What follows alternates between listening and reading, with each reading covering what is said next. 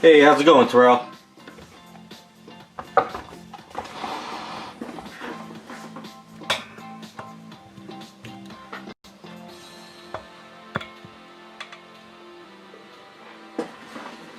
Hey, what's up, Henry? It's going okay. Just dealing with the cold.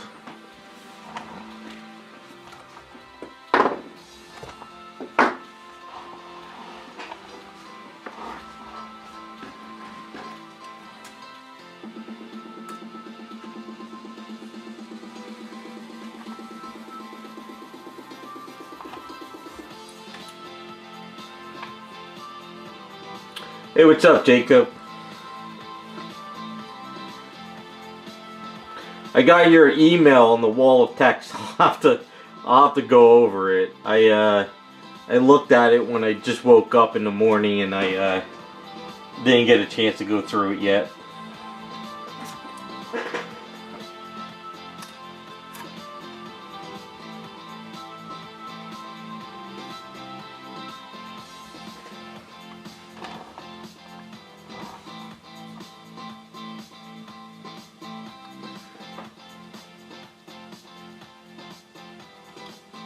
No, I got the idea. I'll when I get a chance, I'll go through it a little bit more. What I want to do is I just want to strip down the statue first and just sort of kind of grind it out, and then I can start planning a little bit better.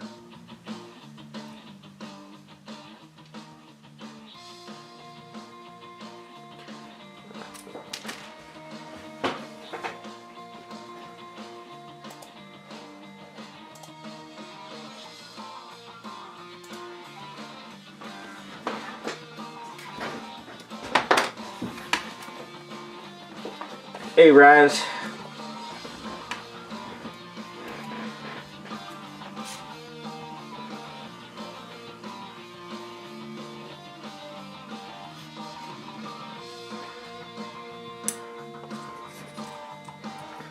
Alright, so I went ahead and I jumbled out these areas, and I gotta put this in, so I'm thinking I probably should put eaves in here. This way it gets locked in better. Because I don't know how well... or should I do this? The only problem is I won't be able to get it from the inside too well.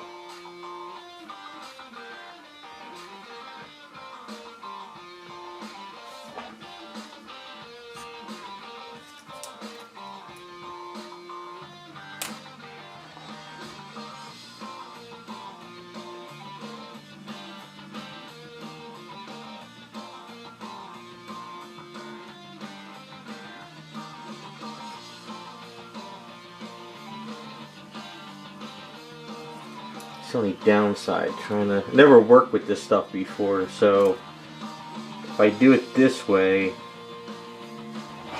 I guess that'll work. Guess we'll just do that.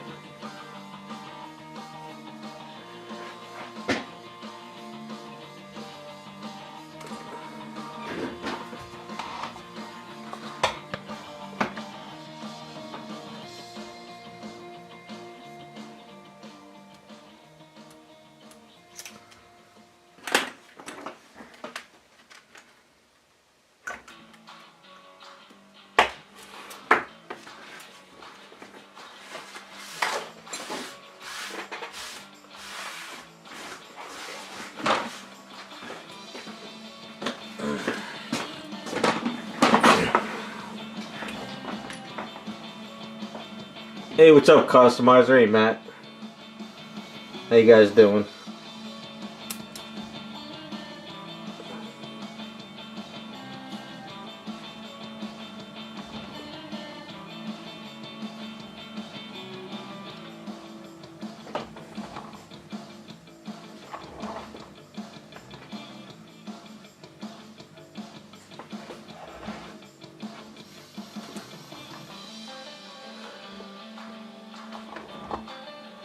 Well, hopefully you're buying some good stuff. So if I went with that way, if I went this way,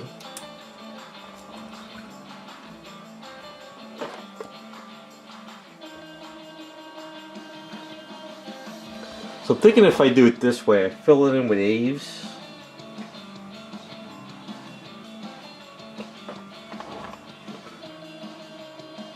Maybe, I don't know. Hey, what's up, Scott?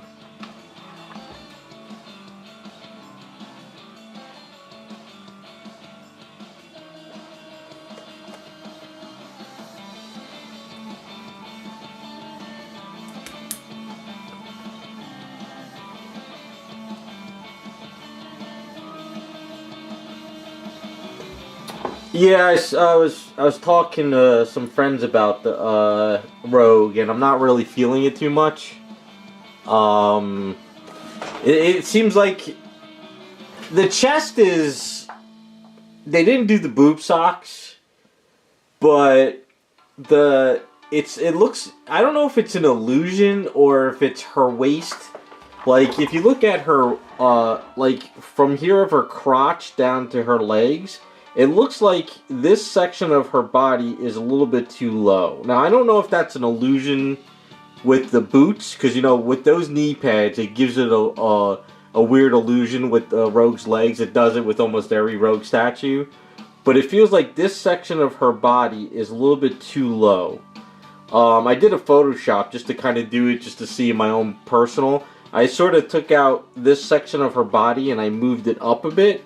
And with her crotch moved up, and it worked a little bit better. But I think it's a combination of, it's a very weird leg pose with the boots, and it gives an illusion that it's off. I'm not really into the pose, so I'm not saying it's a bad sculpt. It feels more like an STL file than a Sideshow. I think it's the face is very like bland. Like, she's just kind of like, yeah, whatever. Doesn't have really a lot of emotion. I think it's just an illusion. I want to see, like, all the variation sides of her when they list her. I want to see, like, how all the, you know, how she looks from the sides and different angles. Because it might just be a front illusion that I'm just seeing. It's not a bad sculpt. It's just, I think it's just one of those ones that give you this weird illusion that's just not there. A lot of sculpts tend to do that.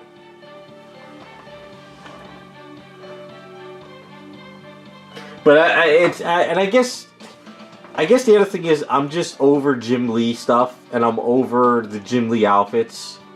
So I guess I'm giving it a little bit more harsher criticism because it's like, everyone does Jim Lee stuff of X-Men, and I'm sick of it.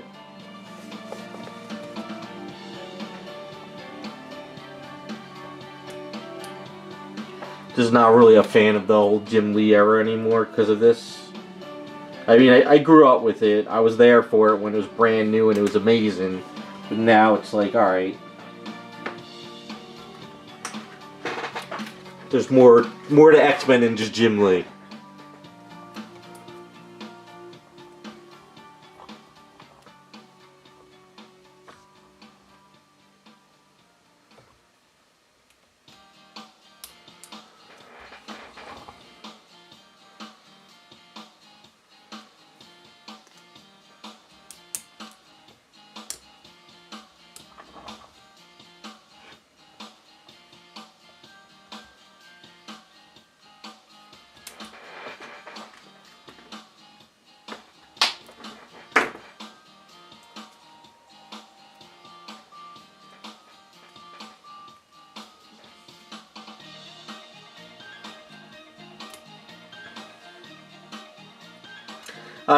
I'm also shocked that they did another Rogue, because what was the last Rogue? Was what, 4 years ago?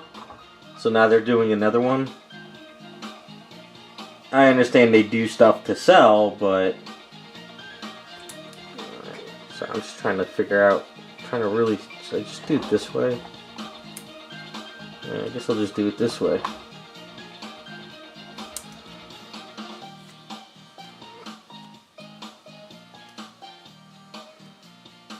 A lot of glue underneath, I guess.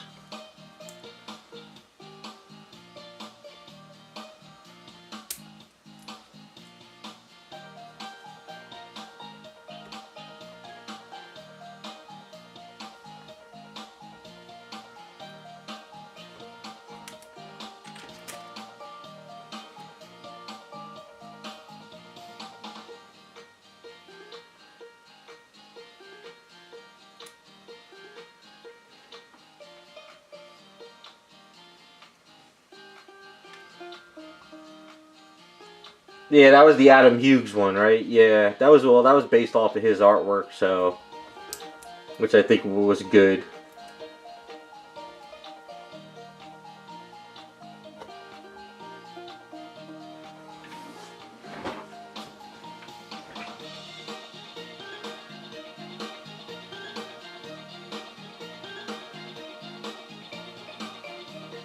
Damn, that's, feel sorry for that guy for losing all his stuff. Yeah, I think we'll do this with these. See how this one looks.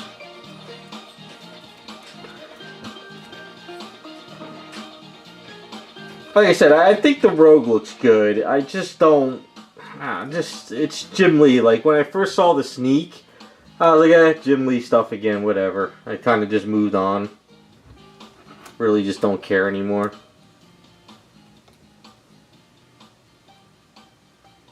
But I know the sculptor who did it, he's done a lot of, whatchamacallit, he's done, a lot of fan art stuff. His stuff is good, though. I like his art. He's definitely a good sculptor.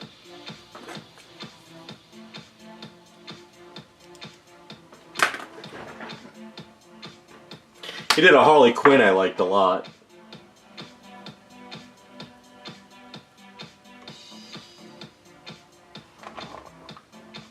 But then again, he probably had to do what Sideshow told him to do. So...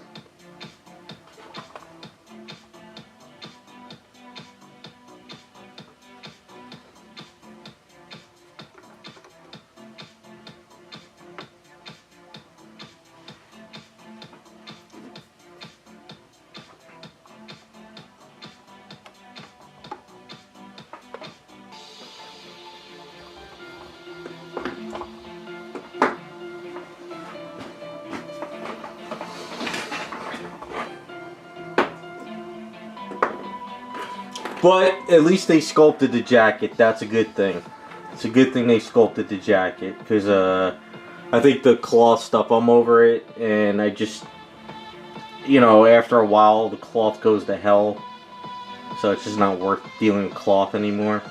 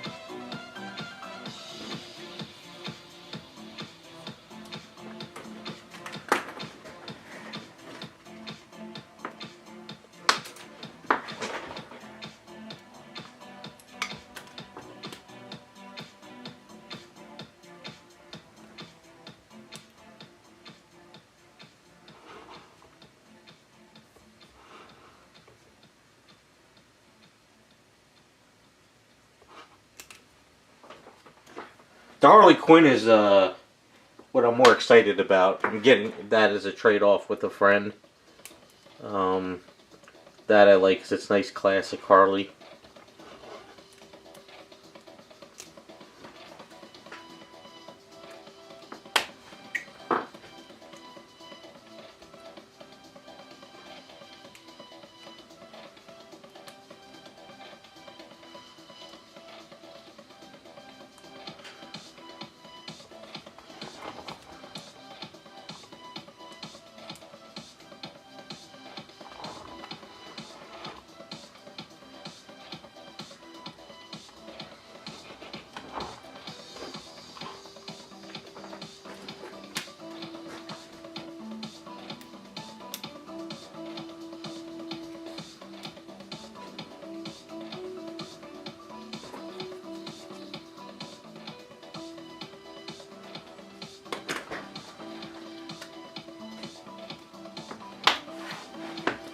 So I'm sure Sideshow did it because of the whole Rogue stuff from X-Men '97 and her booty hanging out. So they probably figured that's probably a good money maker.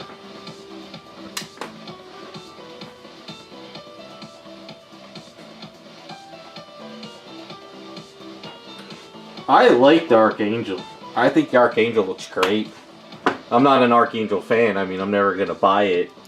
But I think it looks pretty good.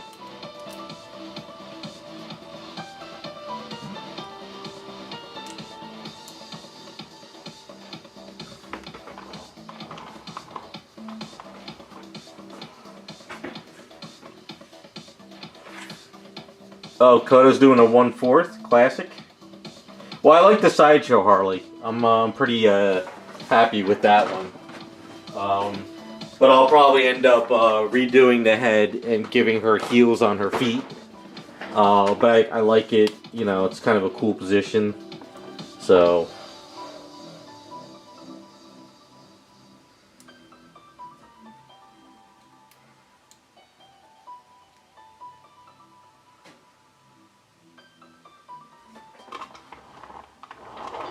I'm just going to leave that straight. I think it works better that way.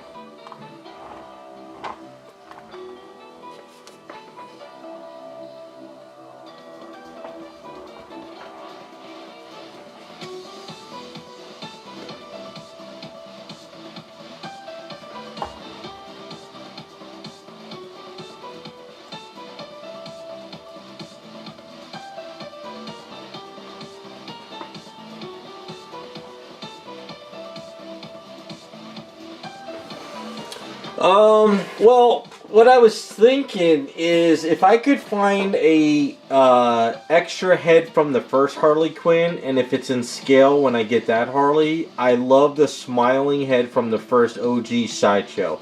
If that is in scale, what I would do is I would rip off the jester hat, put ears on her, and sculpt her to puffy hair. If you look up the Adam Hughes alternate cover of Harley Quinn number 13, where she's got her winking eye with the arrested sign on her, I want that kind of puffy hair, and that's the kind of head I would make for that statue. So that's kind of my idea.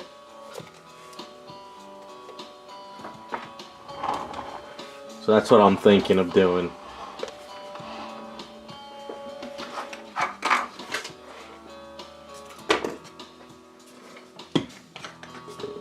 It's just for my own collection, for my own shelf. A friend of mine, he has a couple items for me to work on, so I told him, I said, you got a bunch of points. I said, just go ahead and order that for me. So he's ordering that, and that's kind of a trade-off. Instead of him trying to buy me meals all the time.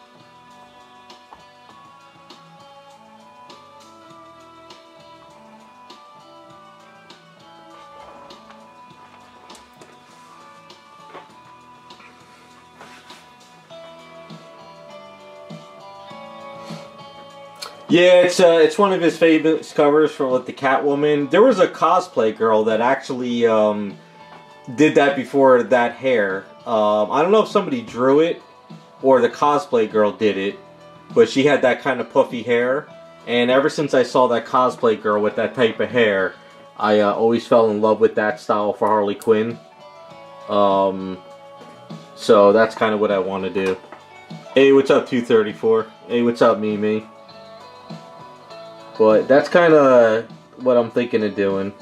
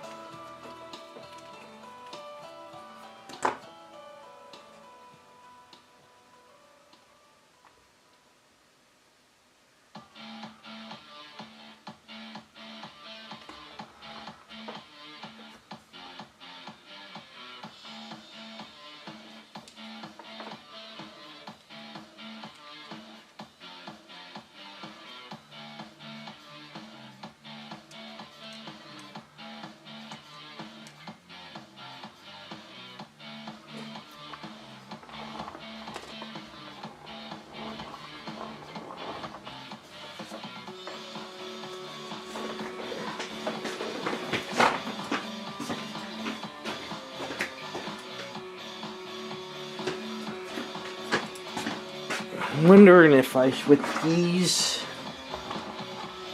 if I should put a rod in with these. It's kind of flimsy, but I don't know, let's see.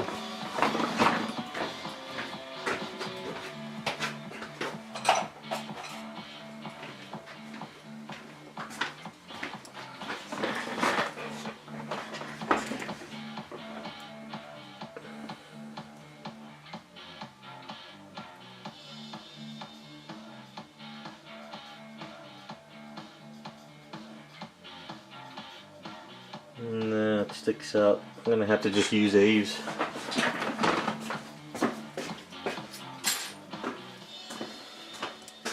Hopefully Aves will work. Maybe we could bend this one in a little bit though.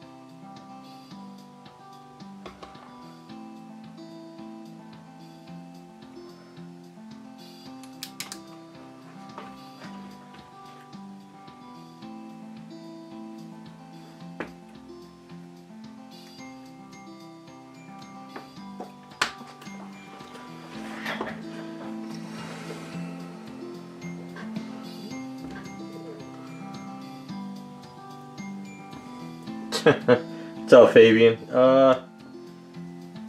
That's as far as YouTube will allow.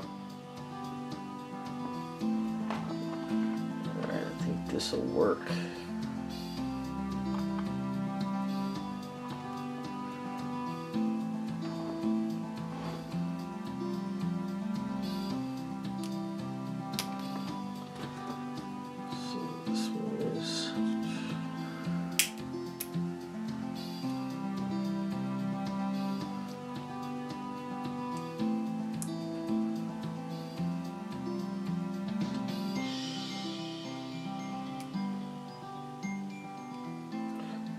Mix up some Aves.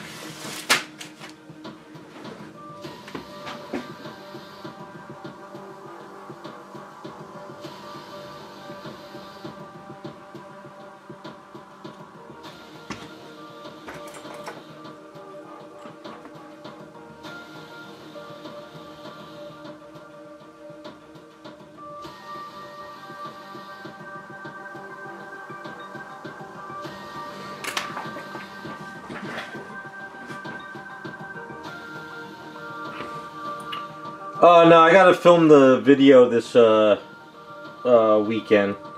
I just finished it up yesterday, actually. Came out pretty good. I'm actually pretty happy with it.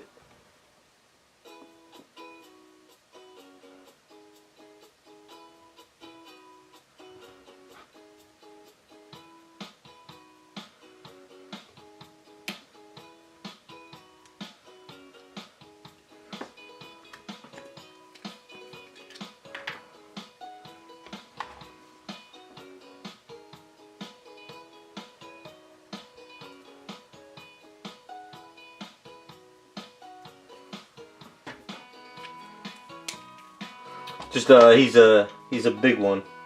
So I gotta probably Sunday I'll get a chance to film the video.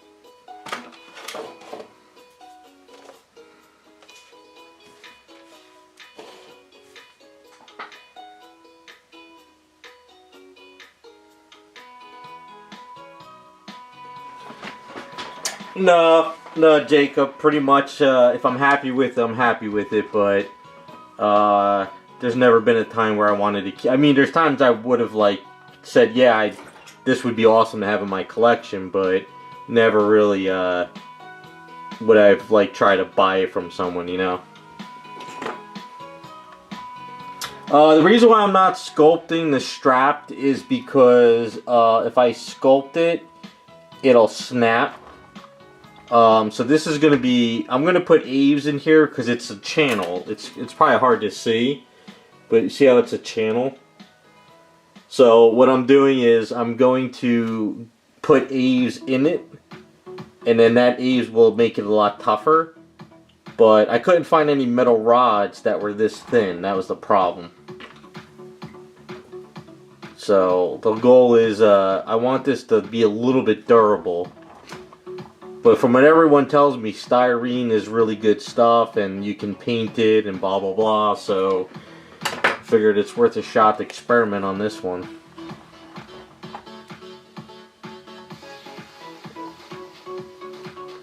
First time doing this, so it's kind of an experiment. The back of her booty worked good because I Dremeled out the notching, so it looks like it's going to squeeze her booty. Just the front of it's been a little trickier, so I got, oh excuse me, had pizza for lunch, got to fill this in. I tried to find metal like bars that were in scale everywhere, and I couldn't find anything anywhere. I went all over looking, couldn't find anything. And to sit there and grind metal rods, I just don't have that I don't have the proper tools to make them perfect.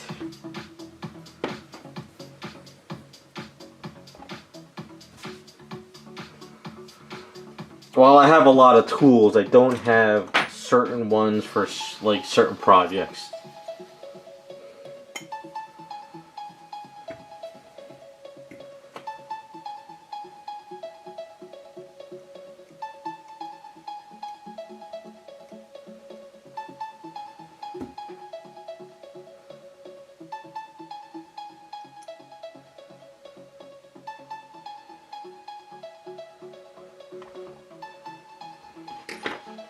But I never really did it this way before. Then again, I never really had the chance to do straps like these on a female before, so you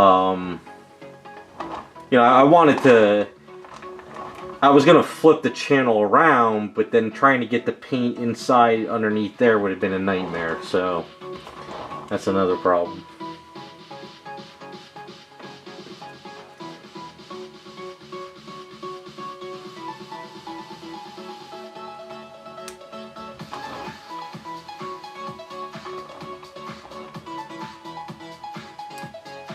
It's like this, might as well just put glue in.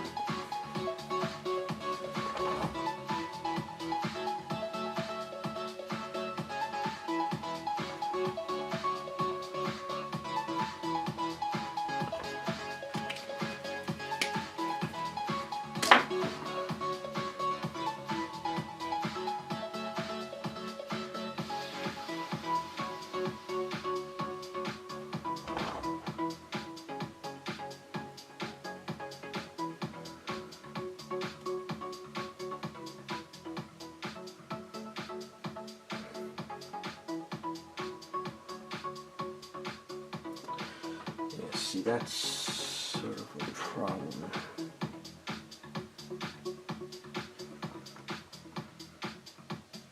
Let's see if I can.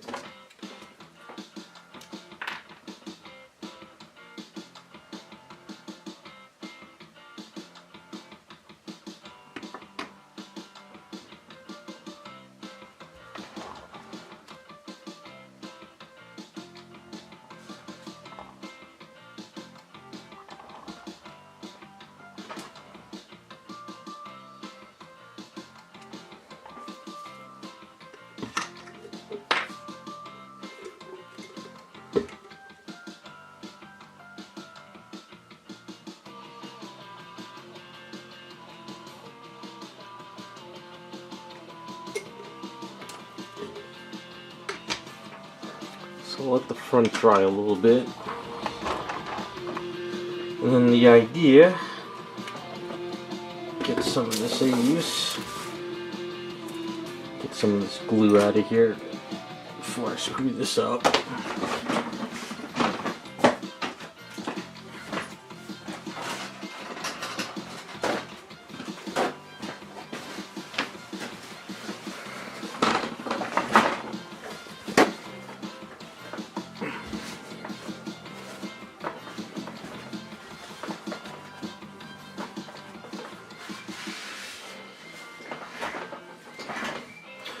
So it's been one of those weeks. I was working on Batman Monday morning, and then at lunchtime, I made myself a sandwich, just a simple sub sandwich, and all of a sudden, I chomped down on the sandwich and my tooth was broken.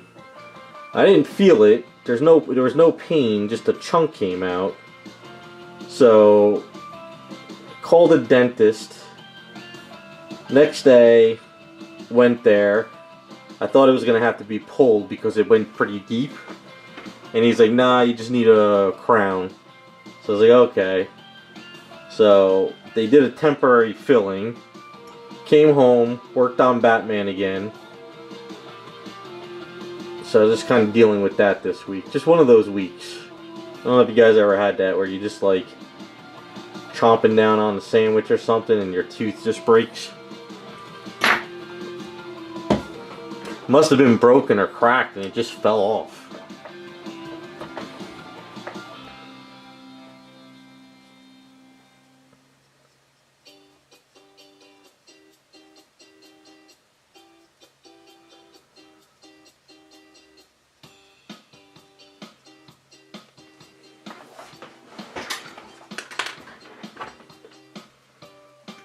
Falling apart as you get older.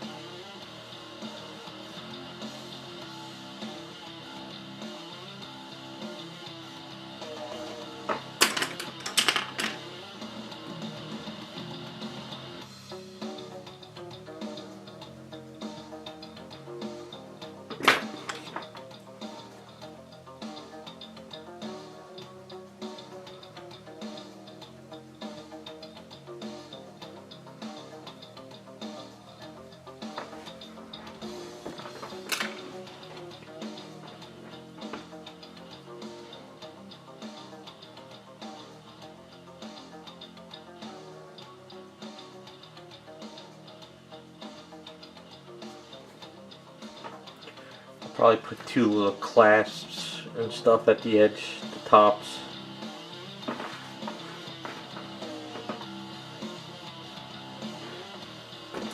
Hey, what's up, raccoon? We're supposed to, you getting snow? I hope we don't get snow.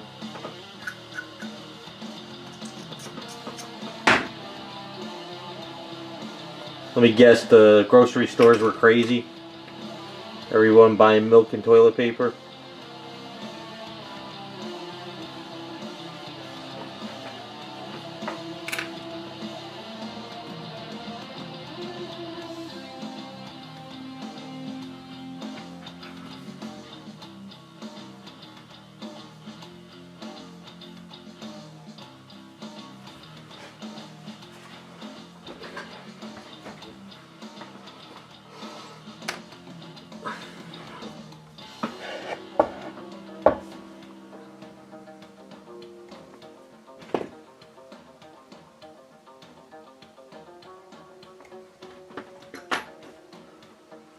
Hey Sam, yep.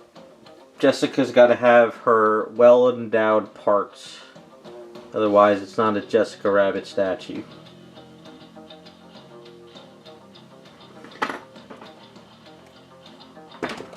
Are you supposed to get a lot of snow?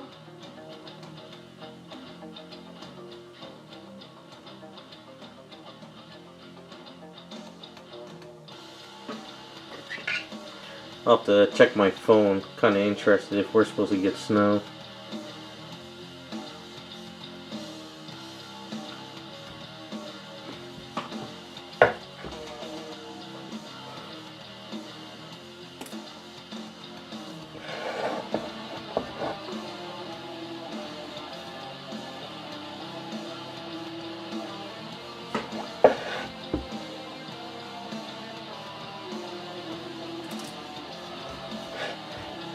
I don't have anything in the house, and my friend's supposed to stop by tomorrow, so knowing my luck, we'll probably get it and you won't.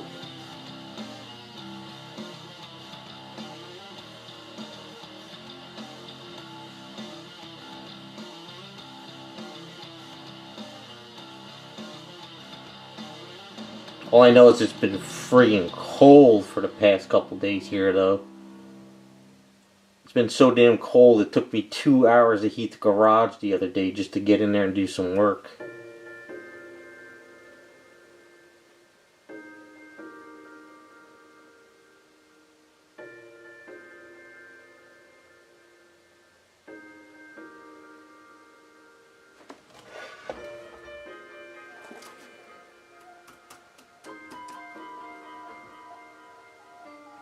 Yeah, because I'm close to the water, it gets very, very cold because you get that breeze coming off the ocean.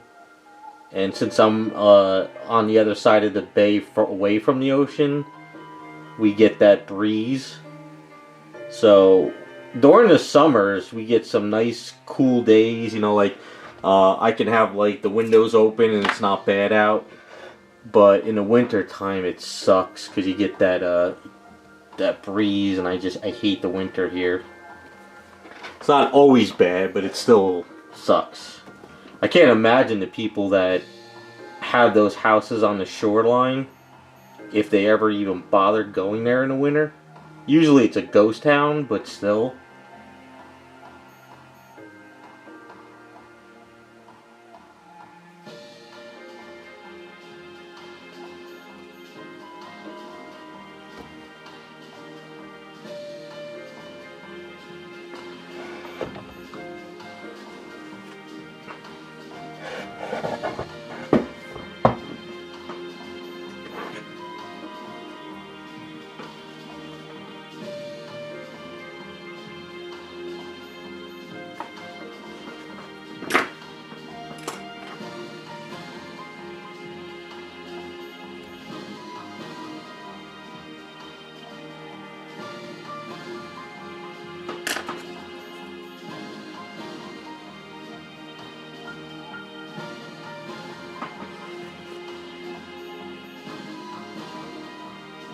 And I always know when it gets really, really cold, especially at night, is when my heater starts just making noise with the baseboard heat like crazy.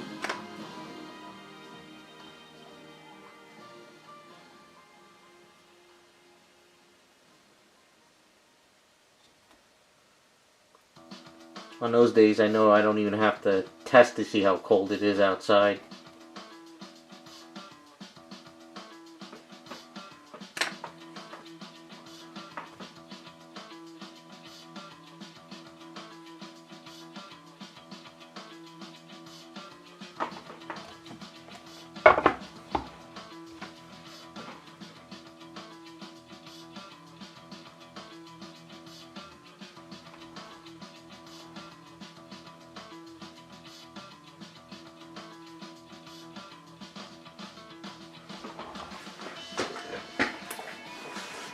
You got me curious to see. Let me check the weather.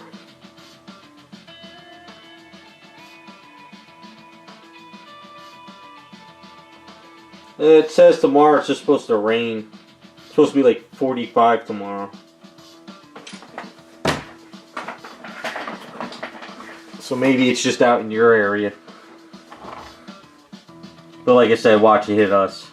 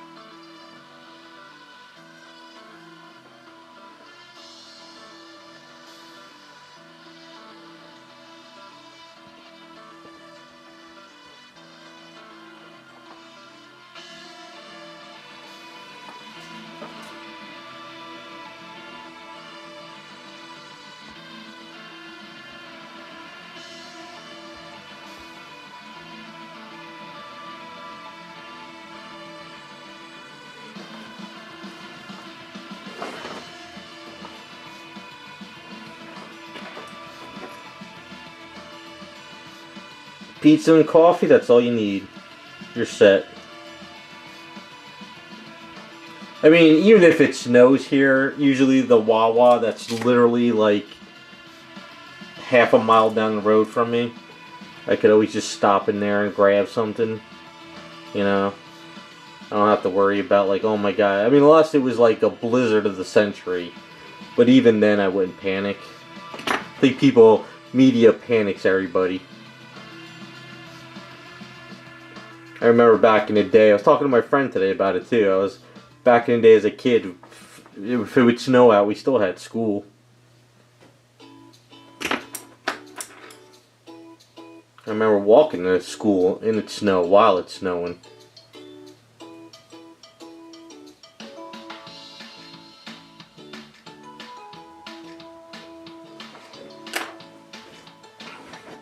You haven't had rain since then? Yeah, you guys, it's been pretty dry out there, man. Like, I don't know what the hell's going on.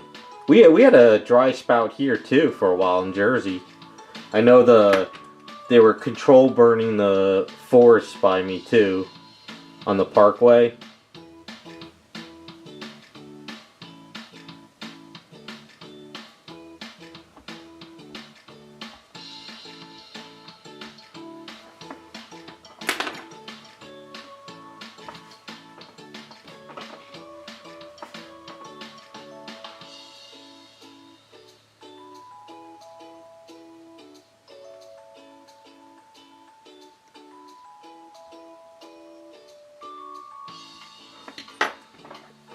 Hey, what's up, Iceman? How's it going? Sorry I didn't reply to you. It's been one of those weeks.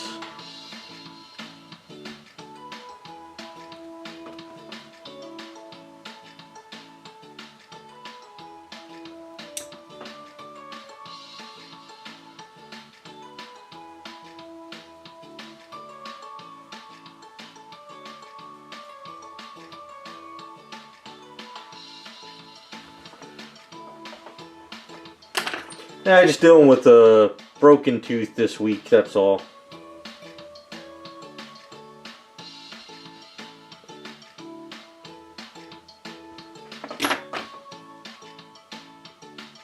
Just unexpected bills, you know? Just falling apart.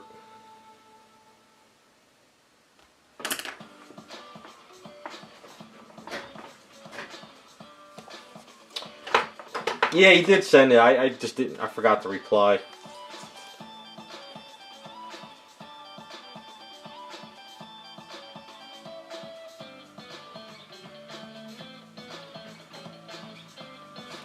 Wow, Jacob, really? Yeah, like, what's going on with all that stuff over there? Like, all the insurance companies, like, got rid of people before the fire started? Like, it's kind of weird that happened. I got an email from my mortgage company, and they were like, we don't have any records of you having, you know, homeowners insurance. I'm like, what? I was like, I've been paying nonstop. So I had to call, the insurance company and ask them why they're not sending out the information, and they're like, it's the holidays and things, blah blah blah. And I was like, well, get that information out to them. I was like, I don't want to be dealing with this shit.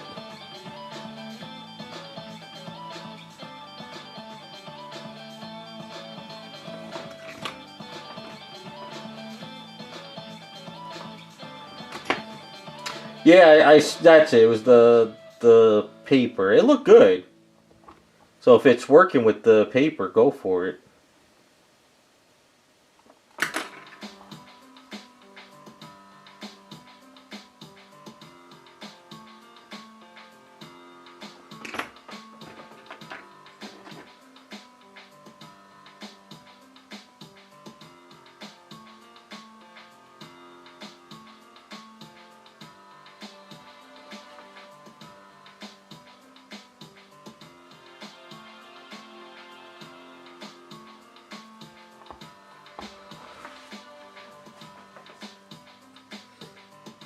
Jacob, are you by the fires at all?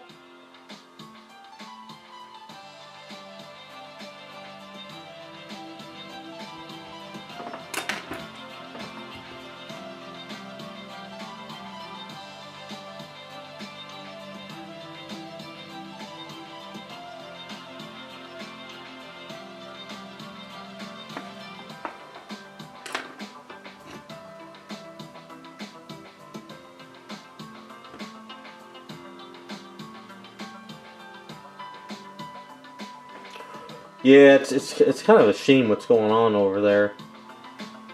Without getting into the whole politic end of it on YouTube, I'm pretty sure most of us already know.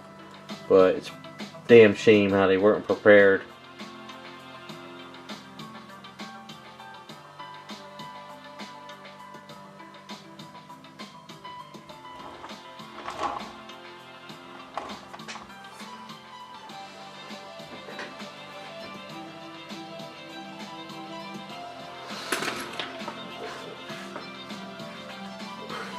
Well, just stay safe. Start storing some water.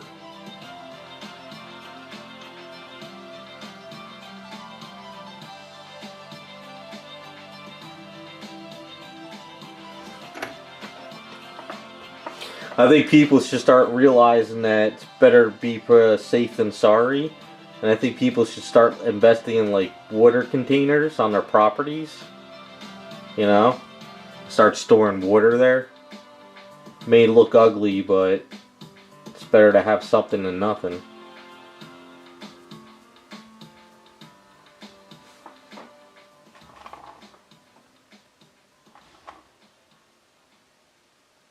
See, they used to do you know, like farms, and they have like storage of oils and water and stuff.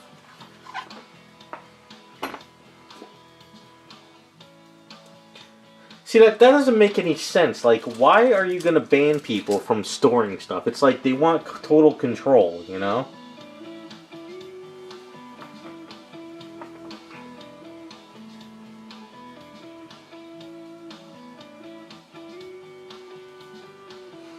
Yeah, I mean, there's always been fires, there's always been snowstorms, it's nothing new, it's just, it's like, why not be prepared for it, though?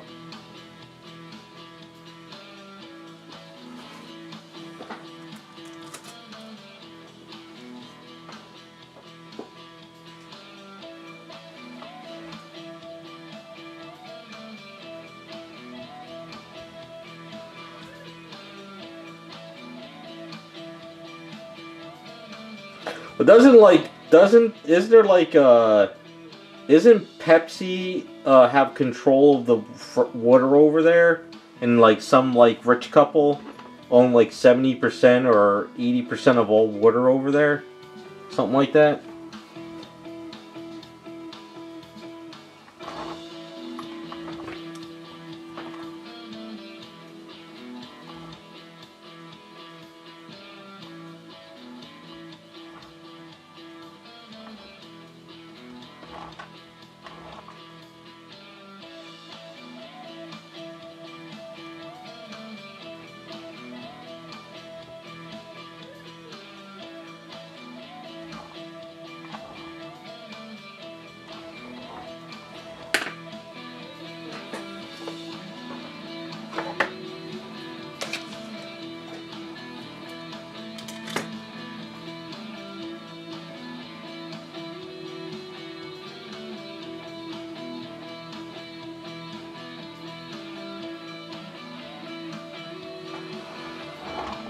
Yeah, everything's going to shit.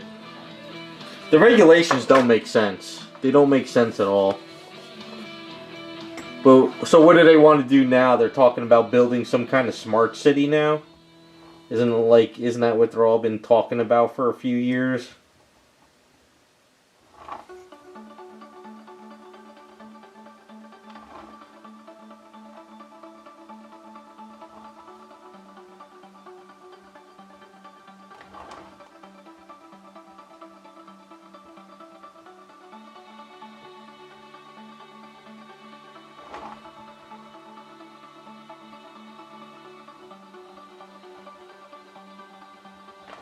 I don't know if it's true, but weren't they saying that the fire engines coming from other states to help out, they made them do emissions tests while the whole place is burning down, but they wanted to make sure the fire trucks were passing emissions? I don't know if that's true or not, but that's what people were saying. Then again, it wouldn't surprise me.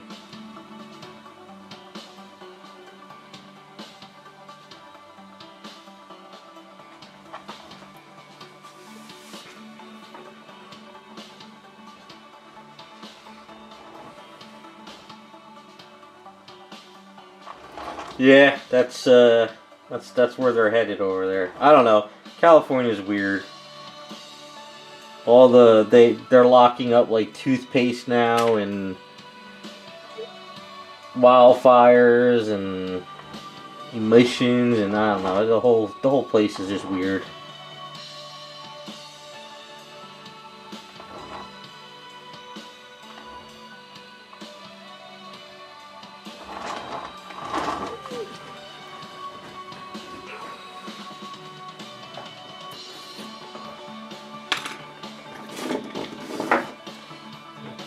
Careful, Raz. If they hear you, they're gonna come after you. They're gonna take away your 3D printers.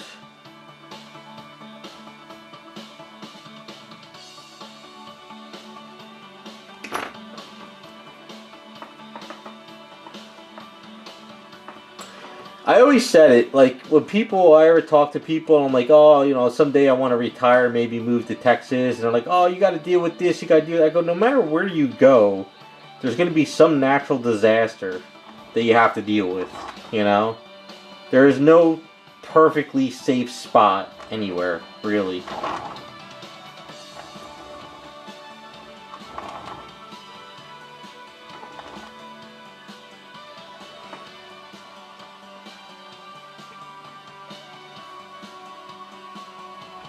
Well, when I went to the dentist and I told him everything I've been going through, that's why I haven't seen him in a year.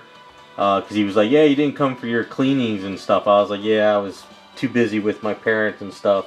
I told him, I said, I could wake up one morning and there could be zombies outside, and I would be like, yeah, whatever.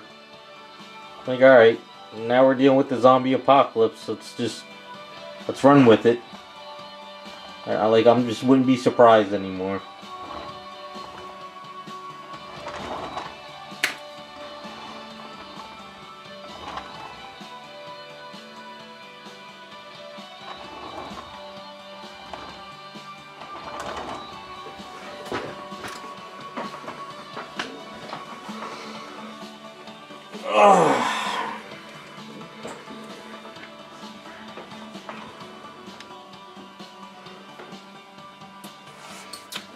I'm sure if we had a zombie apocalypse, there would be people out there in the street saying zombie lives matter, and you know, we need to, you know, be sensitive to the zombies' plight. You know, there'd be some stupid Karen out there screaming about it. So, it wouldn't surprise me at all. You know, just sitting there protesting that zombies need to have a place in society. It's funny, you make fun of it, but you know it's true and it would happen. It's like, oh yeah, you only see something like that on TikTok or, you know, Family Guy or something, but you just know some Karen would do it. My friend turned into a zombie, but she still needs to be a part of society. Some bullshit.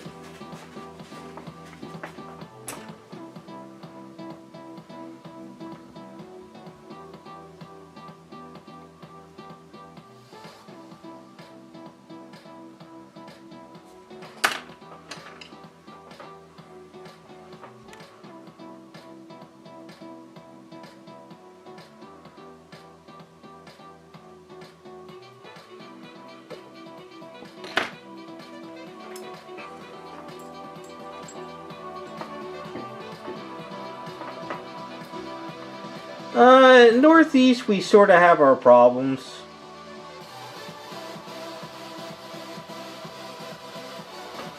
You know, once in a while we'll get hit with the hurricanes. Like, Northeast seems to get a little bit of everything once in a while. Because what was it? A while back we had a earthquake. Sometimes we get those hurricanes come up. We do get our snowstorms.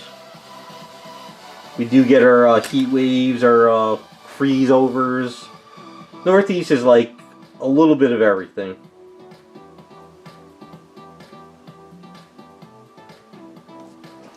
I wouldn't say it's one main thing. You know, if you go south, it's mostly hurricanes. If you go west, you got the fires. If you go into Canada, you got polar bears. You know.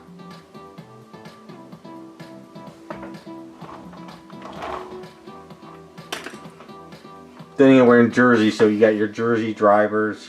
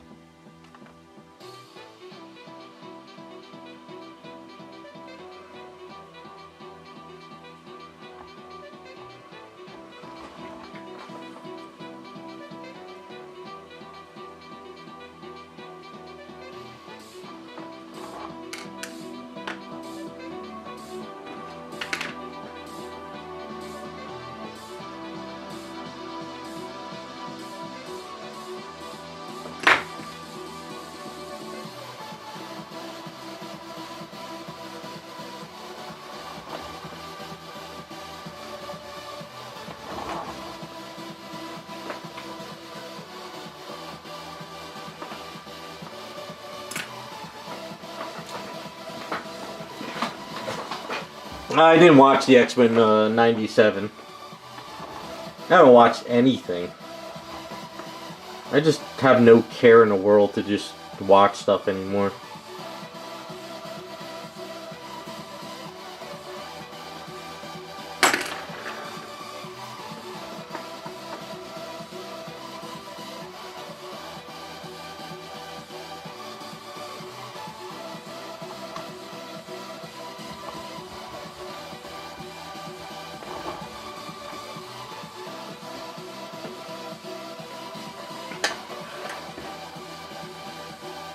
I saw the trailer for Daredevil for Disney, and I keep saying that it's going to be a Disney Daredevil, so I don't... They're making it seem like it's like a Netflix Daredevil, but I'm sure Disney will screw it up somehow.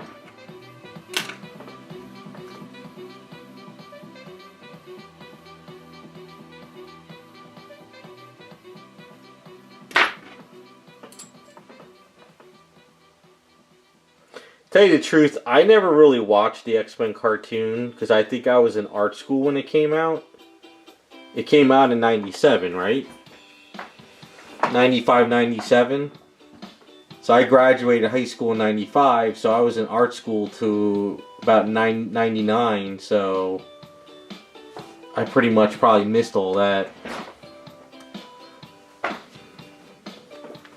I saw it here and there, but I've never really watched it.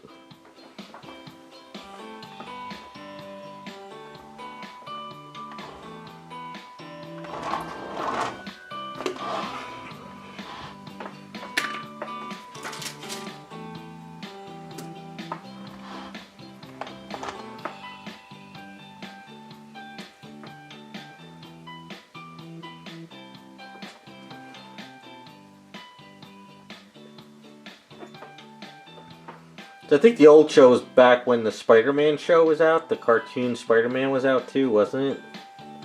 Like I said, I didn't really watch any of that stuff.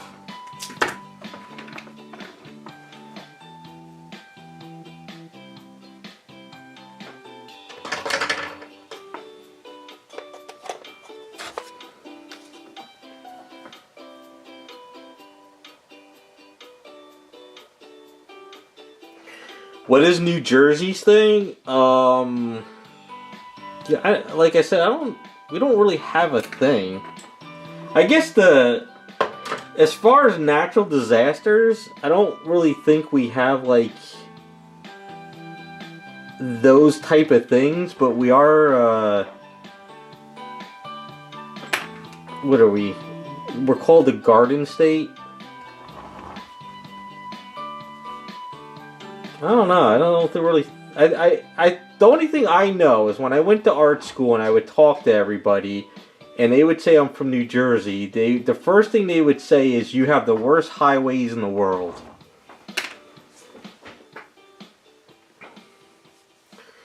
So I think our roads are considered garbage, I guess, to most people.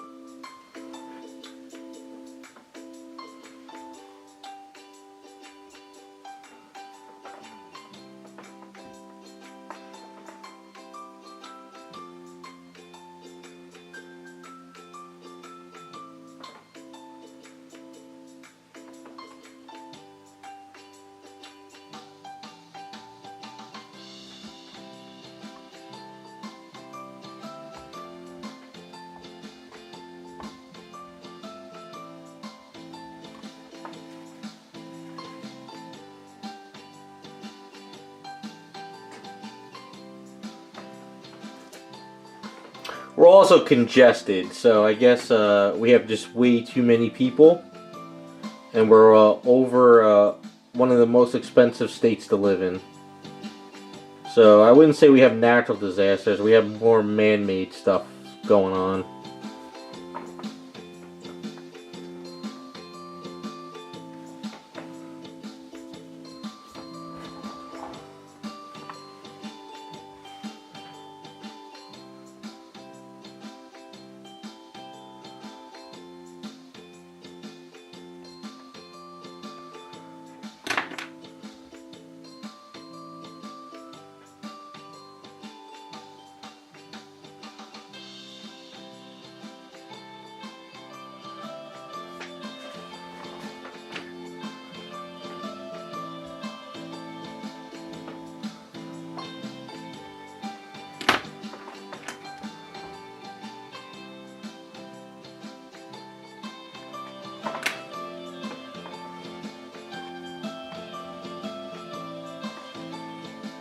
Yeah, pensions and taxes, I could see that.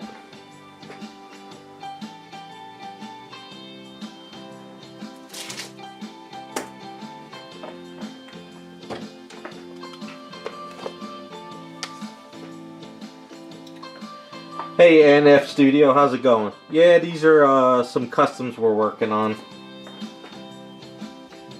A police officer, a nun, and a Star Trek Jessica Rabbit. This right now is the nun.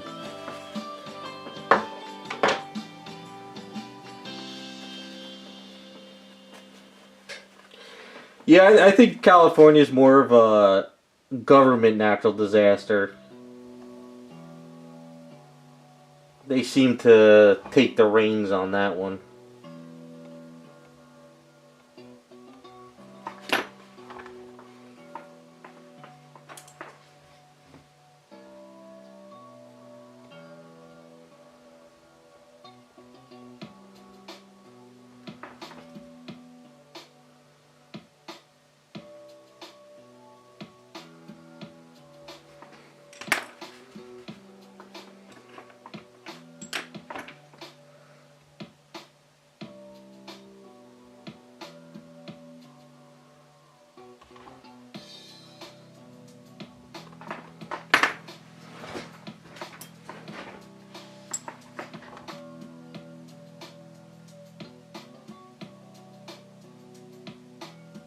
But for Jersey being expensive, it is everybody's moving here, or at least New Yorkers are moving here.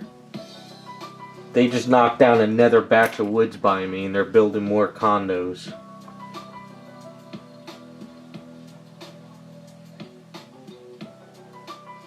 It's crazy how much they've knocked down here. Pretty soon we're not even going to be at a garden state. We're just going to be a concrete state.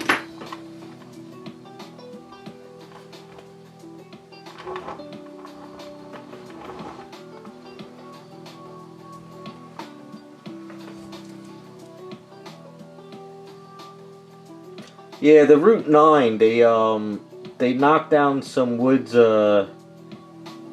by me around the Barnegat area, and they're building up condos there.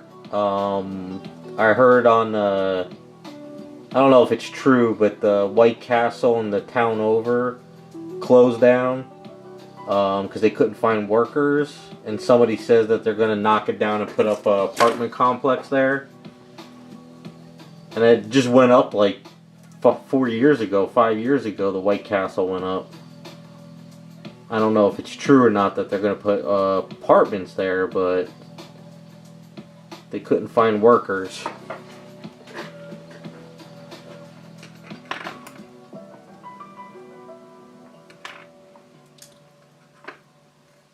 Well, when I first moved down here, I was more in a vacation spot. You know, just little bungalows type area. The only reason why I bought the house is because I was working and it was cheaper to buy a house than renting. And summertime was busy, but then winter was dead.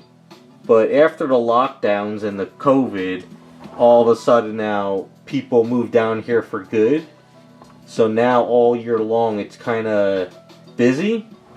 So I think it's going to turn into North Jersey pretty soon, another couple years. And when I say North Jersey, it means like just congested and just everybody's everywhere. The reason why people are moving down here is because it was cheaper. So, but yeah, other than that, it is quiet. I'm not in a really like bad area, but I'm not in a rich area. Kind of just in a little bit of a, just kind of a meh area, I guess.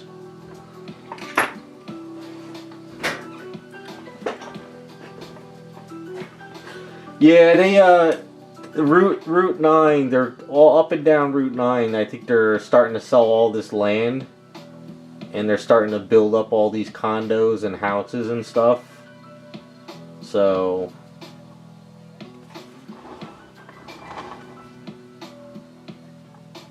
the only problem is where I'm at is the highway that is the main highway, Route 9. It's not made for traffic. It's an old type of a highway that's kind of off of the Bay Area. But when you start building more and more houses onto it, it's only a 2-lane road. And it's not meant for a lot of traffic. So that's going to cause a problem.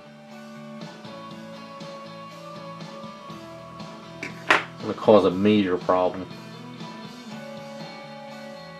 So my theory is by the time I get old enough and I want to retire or move out of this state, I might be able to sell the house for a nice chunk of change and get the hell out.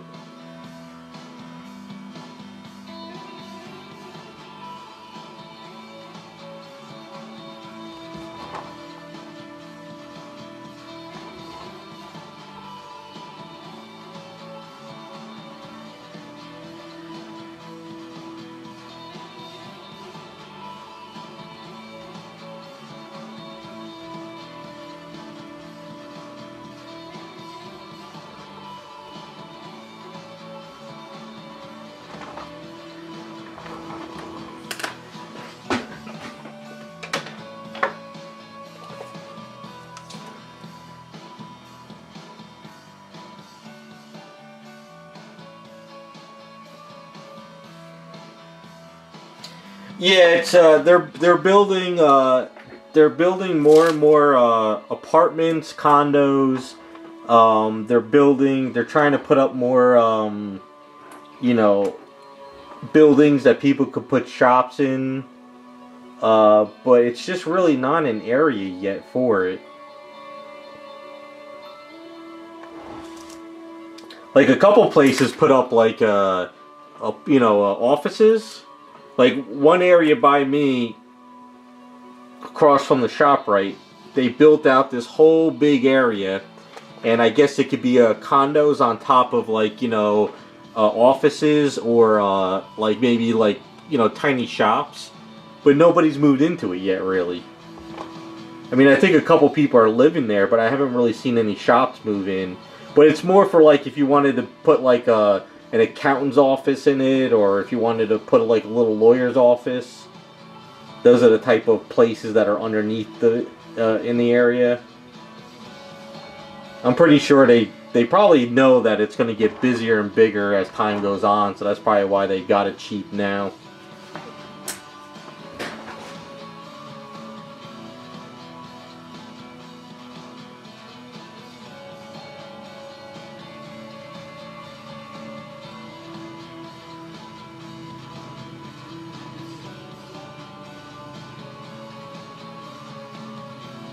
Just like the assisted living I got my parents into, it was when we first were looking at it. It was like family owned, but I guess a corporation came in and bought it out now, and I guess they finally sealed the deal. So now there's a corporation that owns it. So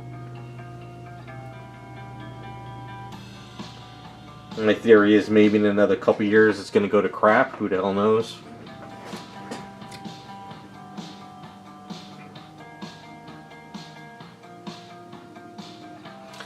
Yeah, the whole area is just getting too crazy busy down here.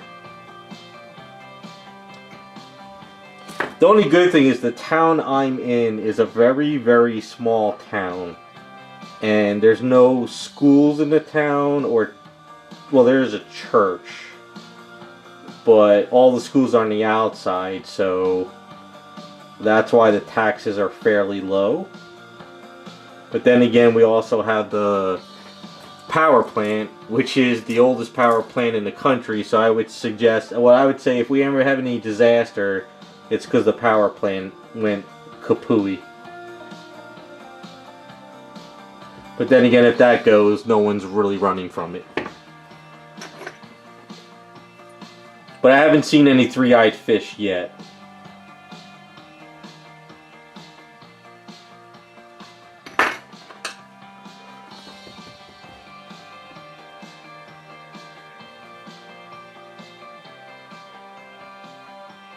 It's kind of funny, when I first moved down here, I was like, man, this place is a ghost town. This is so boring. But then I was like, oh my god, I'm starting to love it, nice and quiet. And now it's starting to get busier and busier.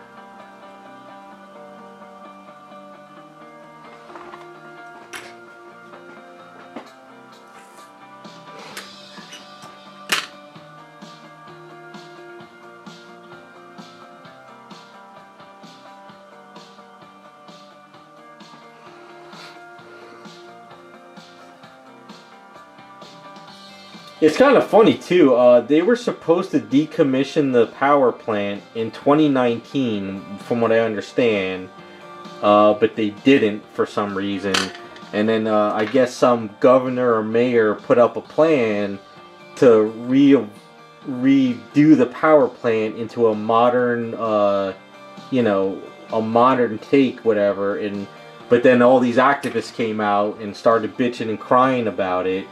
But instead of, I don't know, there was some big thing about it. I don't know, these activists were bitching and complaining about it. But it's not like you could just turn the power plant off, shut it down, and clean it up. It's like, it's going to take years and years and years to kind of get rid of it. So you might as well sort of rebuild it. Plus, it would create a lot of jobs. I guess this was the area where people would come and work for the power plant, and they would live here all year long back in the day.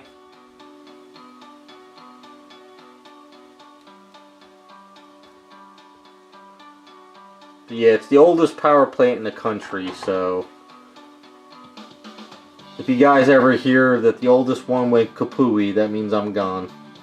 Or I've turned green into the Hulk, one or the other. But I don't think I would have that kind of luck.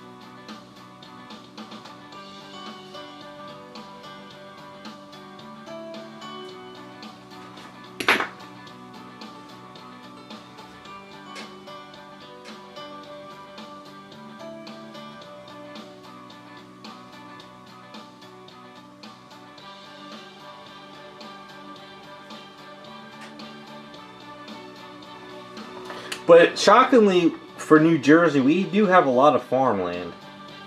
There is a lot of farms out here in Jersey, though.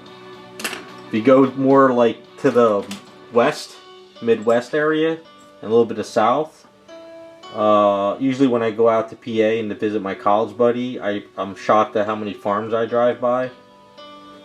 So yeah, we do have a fairly amount of farmland out here. That's why we get our Jersey tomatoes. It's so famous for Jersey tomatoes.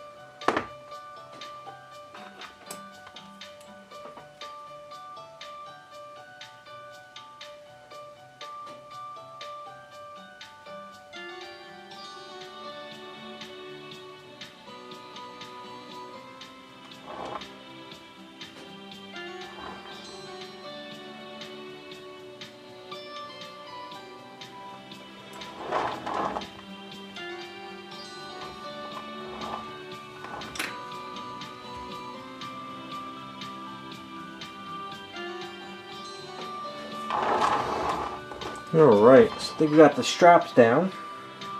At least the eaves will hopefully make it a little bit stronger. And then after those are sanded down, I'll put little clips, I guess. Some kind of clips there. Just hope these sides come out okay.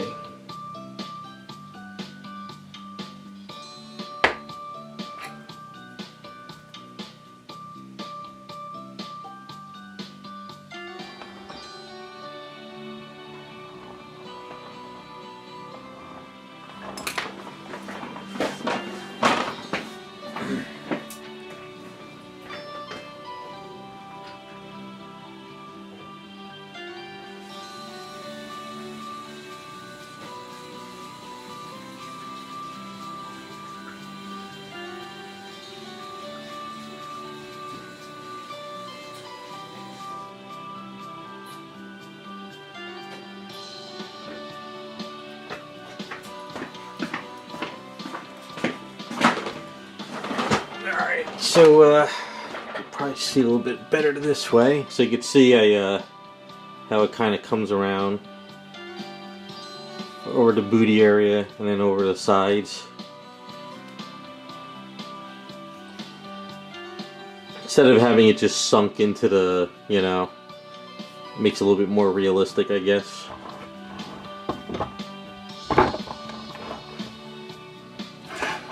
Let's make sure her hands go on okay without hitting anything.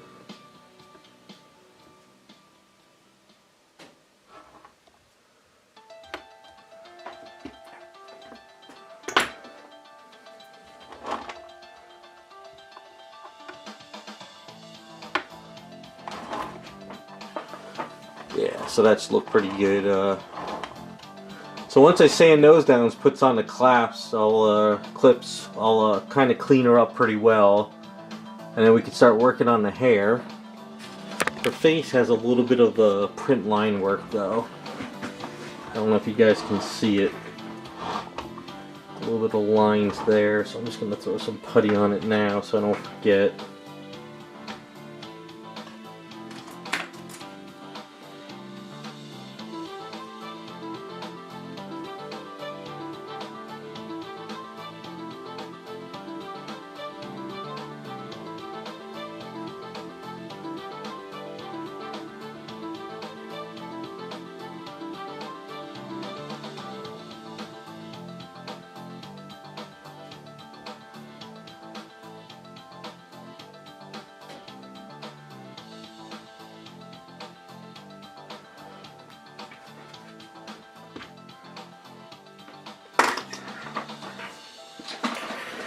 Yeah, so her, she's pretty much almost ready for hair. I have to definitely do a really good sand session on her though.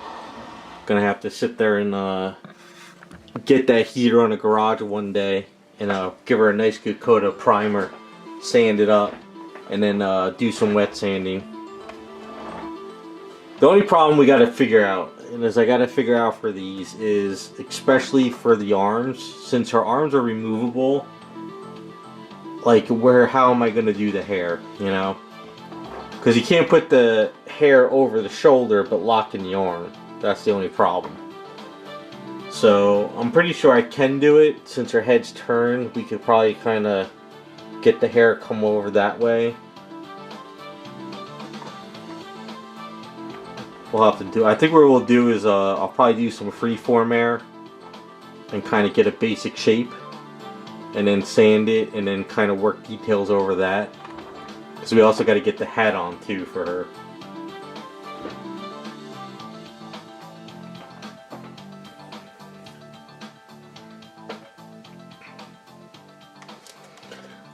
Sand work, it depends on what I'm sanding. I have a Dremel tool to chop stuff up.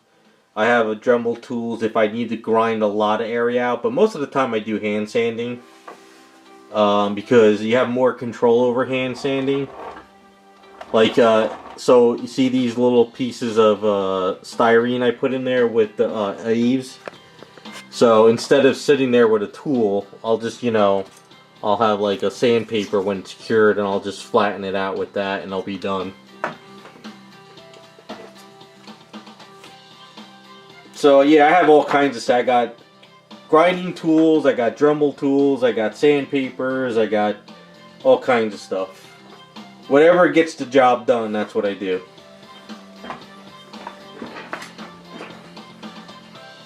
But yeah, so I'm gonna put her aside.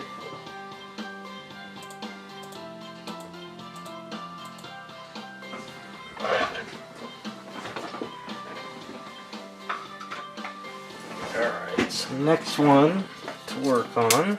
Let's get all this stuff out of my way.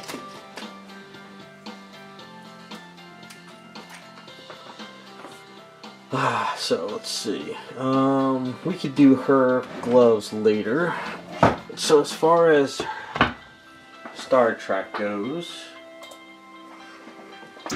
so last week when I put that piece on, I completely forgot to come into the studio after I took my shower to play with it, and the problem was it sunk down and it was all screwed up. So I ripped it off.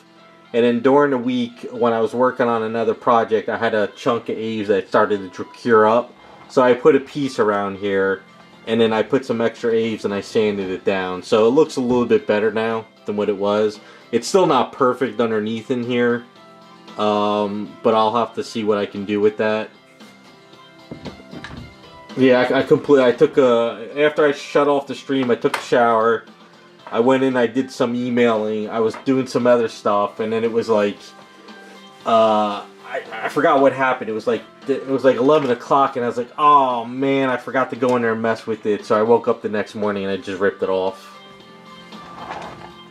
But I think what I'm going to do now is, I think I'm going to work out her collar.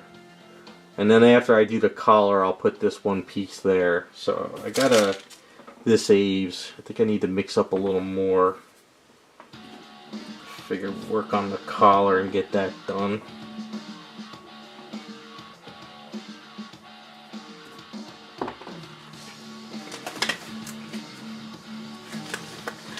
And I still got to work the center of the chest on the cop. I don't like the way her cleavage is. I got to fix that.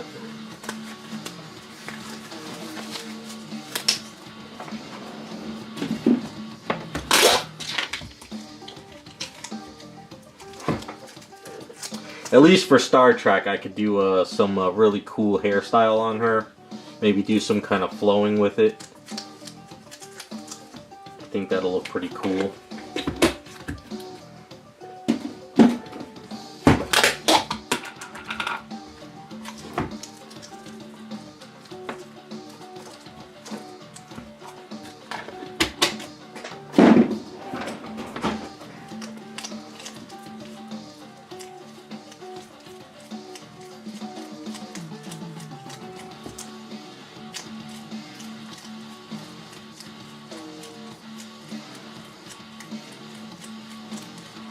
Star Trek is coming along pretty good. I'm liking the way she's looking now.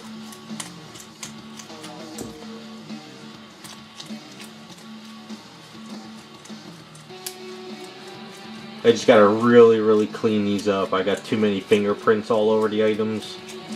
I gotta really get these cleaned up.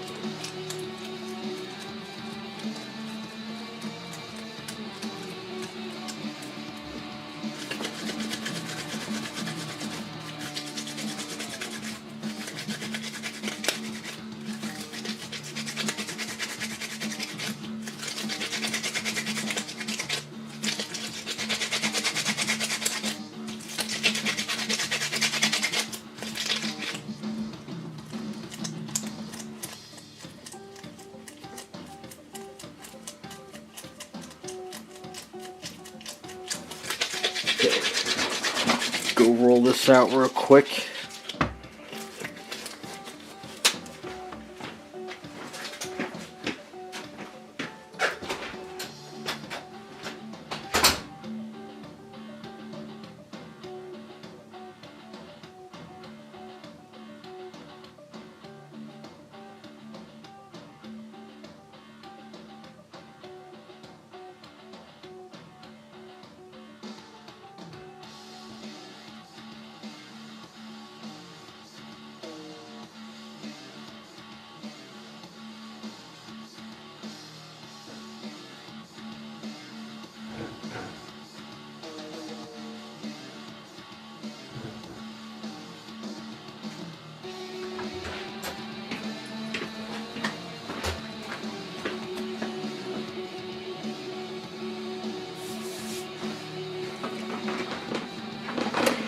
For Star Trek, I don't know.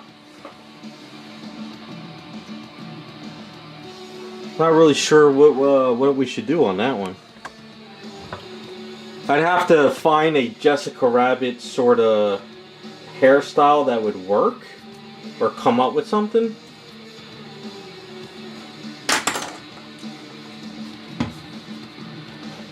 Because most of the Jessica Rabbit cosplays and customs I see, or whatever, or even the Deviant artwork stuff, everything is usually just her same old haircuts.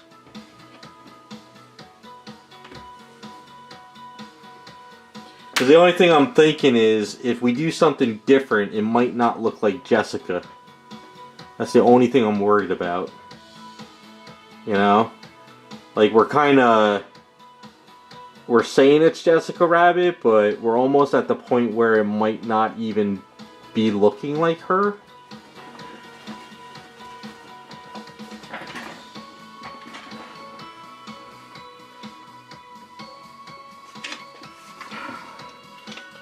So we'd have to sort of, a beehive style haircut type thing, we'd have to still give that Jessica front look to it though. So we'll have to do some silly putty playing with it.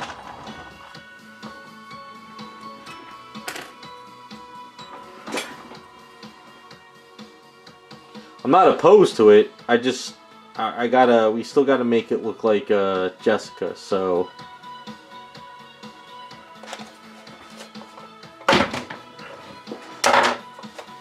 Alright, so let me,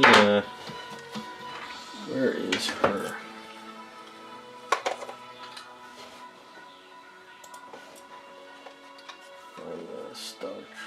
I mean, if you guys come across some images, you're more than welcome to email me or whatever.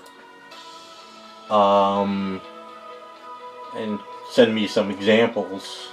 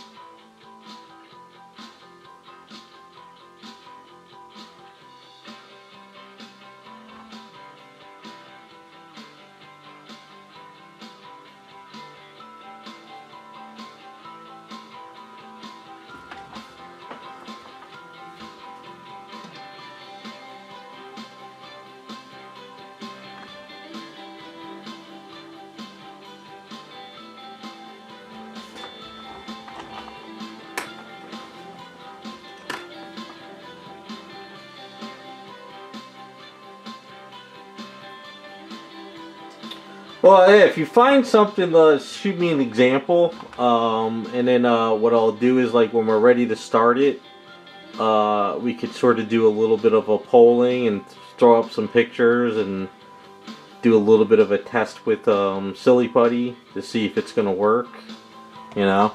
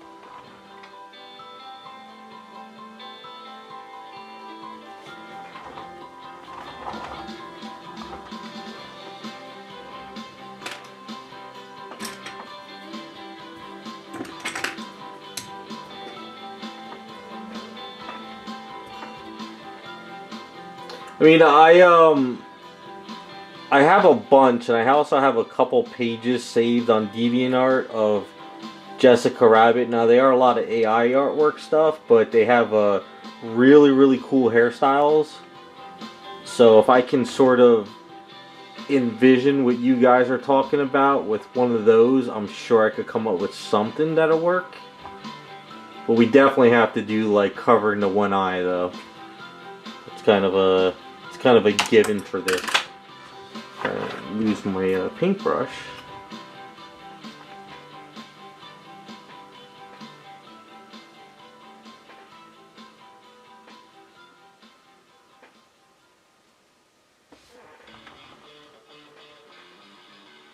I'm down to do whatever as long as I can make it work. And I'm sure I can. Just I need to see some pictures and like kind of think about it, you know. What'll happen is one day I'll be on my throne in the bathroom on the iPad and I'll come up with an idea like, ooh, that's what I'll do, you know. That'll work. These ideas hit me at the weirdest times.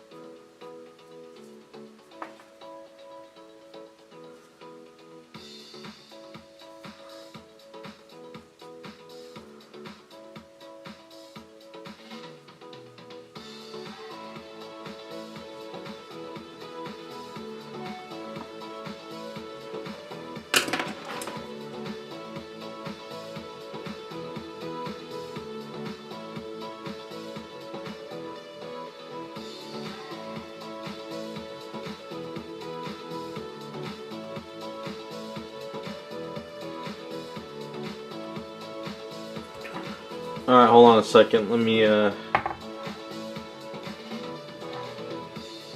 mess with this some more. Take a look at what you sent.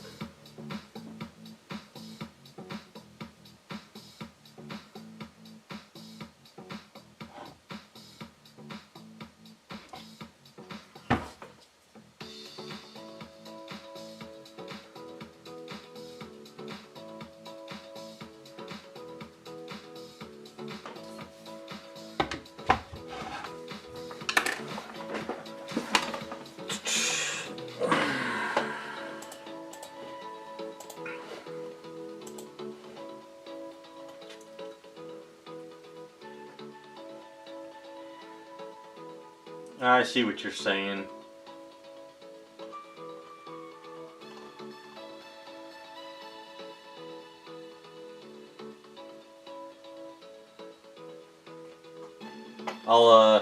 Let me post this in chat so you guys can see what he sent me.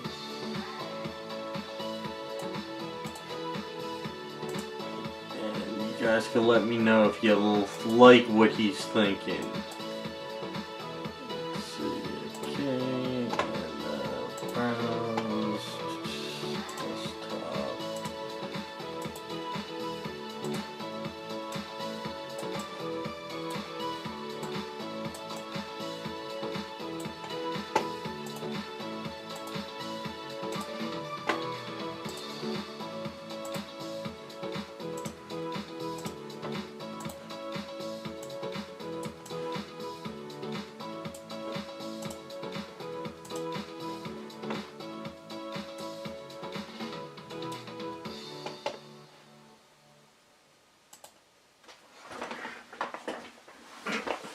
Now, maybe the beehive would work.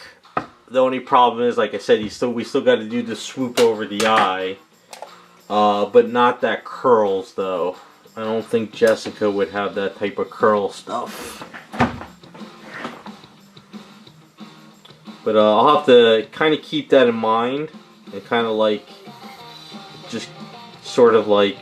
It'll pop into my head like during the week I'll be working on something and I'll be like, oh, that's how I should do it. But I also got to hit those artworks on DeviantArt and go through some of them. Because I'm sure there's a couple on there that'll really give me a good, better understanding on how to sculpt it.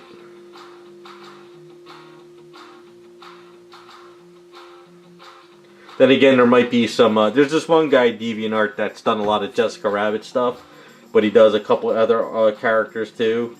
So maybe there might be like one or two characters that have sort of that haircut. That'll give me a little bit better idea on what I should do. The only what it is I'll have the idea on how to do the hair, but when I start sculpting it, it might not come out exactly the same way. But at least give me a starting ground.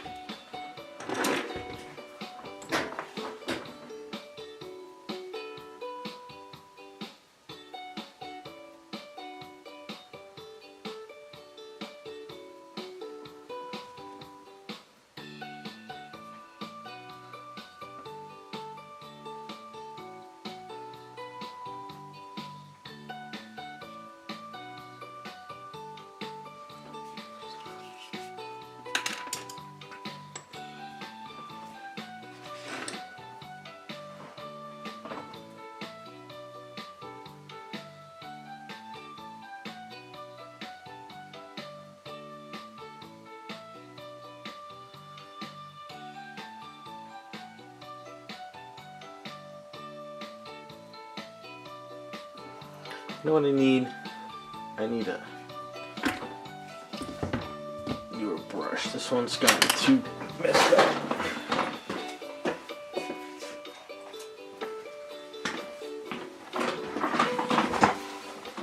Yeah, I think when I sit down and do some silly putty with you guys, we'll come up with a sort of a little bit of a better understanding on how it would work.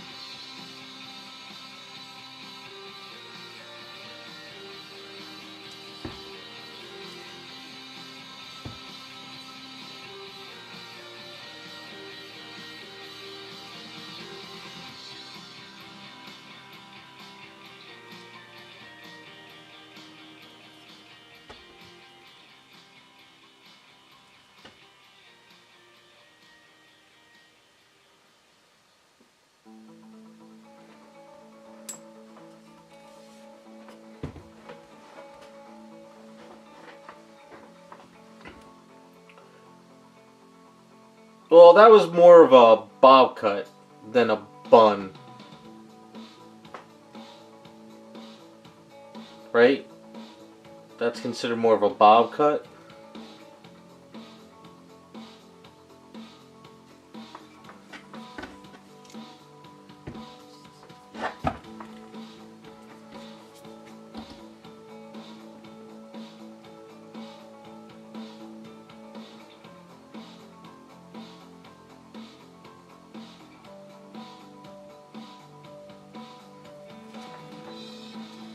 If you go on DeviantArt, like if you just have a chance, go on DeviantArt and type in Jessica Rabbit, and then at the top right, as long as you're logged in, you can scroll to like you can hit the thing and you can. It's kind of hard to find it, but you can sift it to most recent, and if you scroll down, you'll start coming across a lot of AI artwork.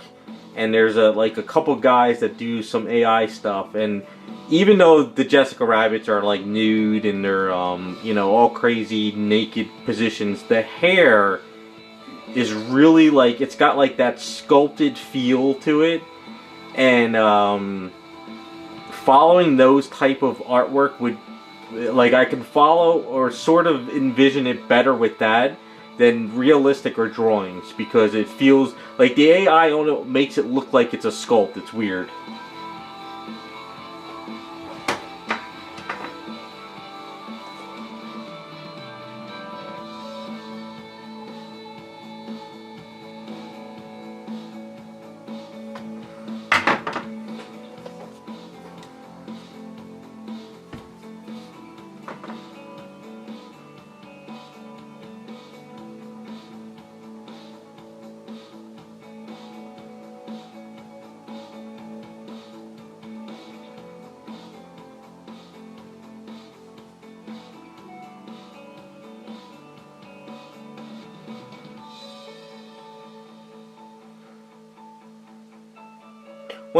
Once we start working on the hair too, I'll have a bunch of examples I can show in stream.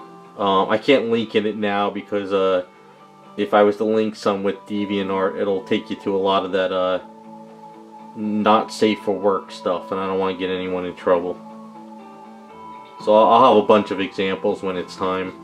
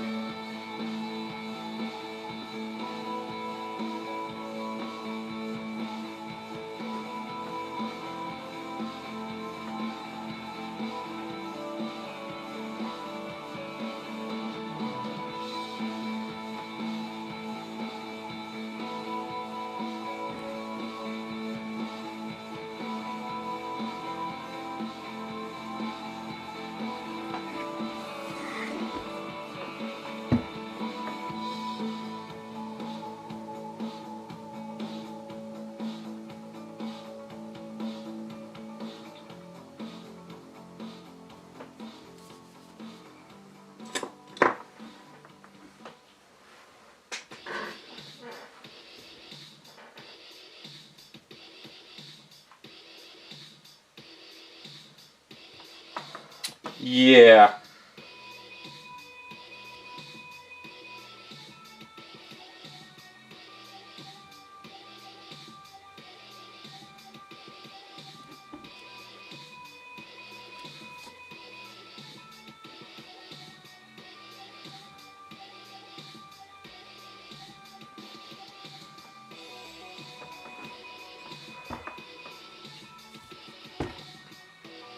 You literally go down the rabbit hole with a lot of the artwork.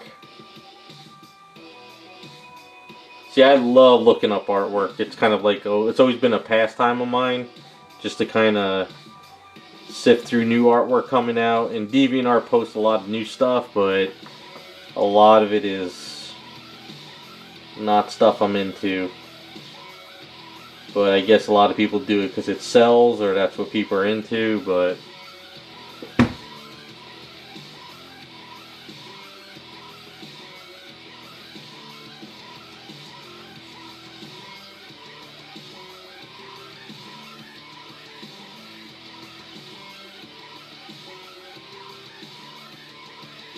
they get you. You find a cool piece of artwork. You're like, oh man, this is awesome. I'm gonna see the page, the guy's page, see if he has any more. But it's just like one clean image, and then the rest is just downright just not safe for work at all. It's a good thing I work from home, because if I was doing it at my job and people saw me, they'd be like, "What the hell are you looking at?"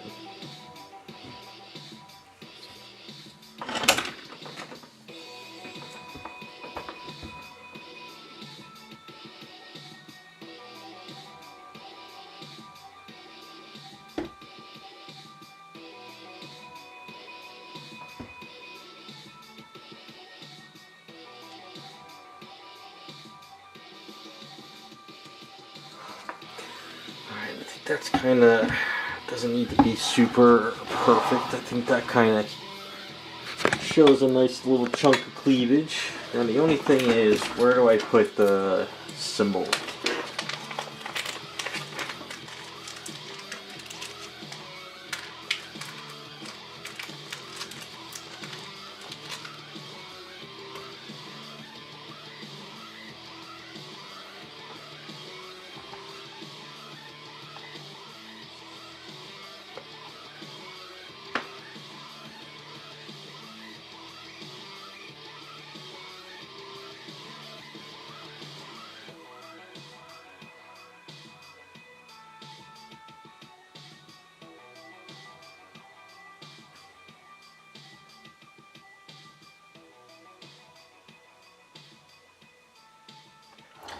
What do you guys think? Should we put it on the...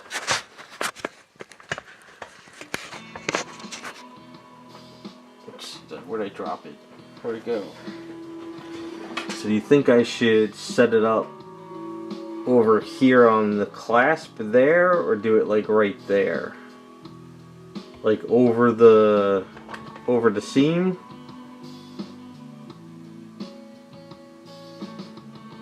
Or do you think it should be over here?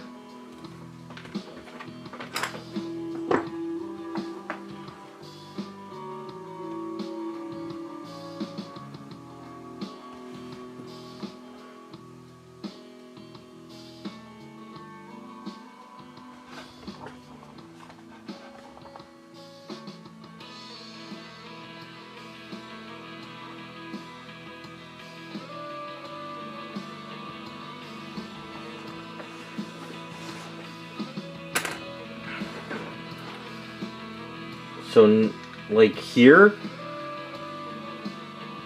Like, should we do it on this black, or do we put it down here?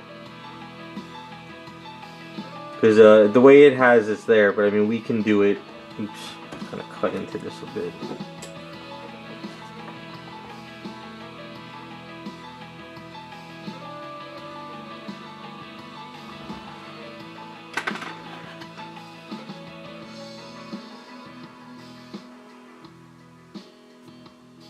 Next to the seam, but like right here, like right about there.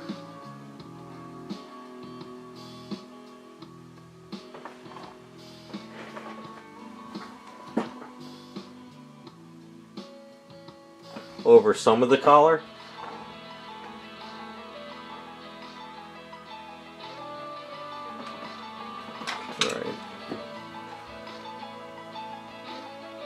Still not sure if I'm going to glue it in at the end or try to attach it now.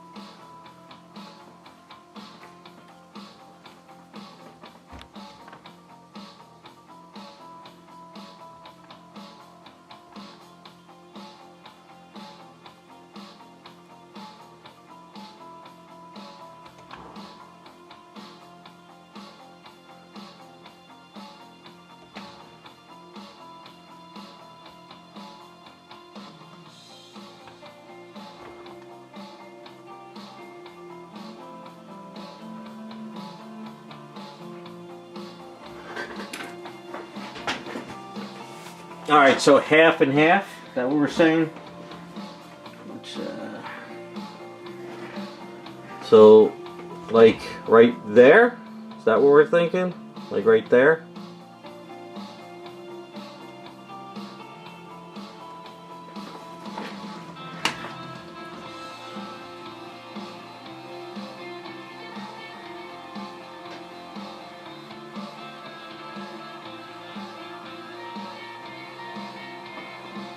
I'm thinking might as well just attach it now, because can't imagine me trying to glue it in at the end anyway.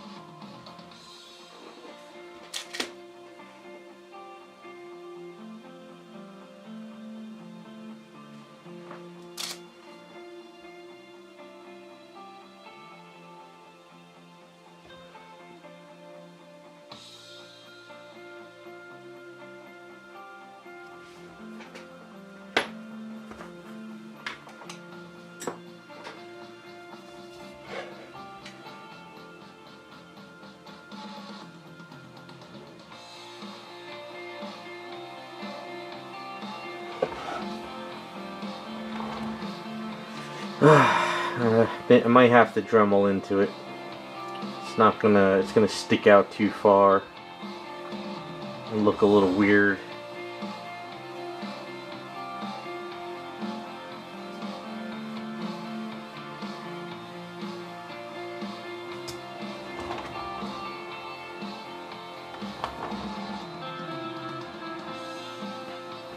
Yeah, I'm gonna have to draw and Dremel into it. It's not gonna do what I want it to do,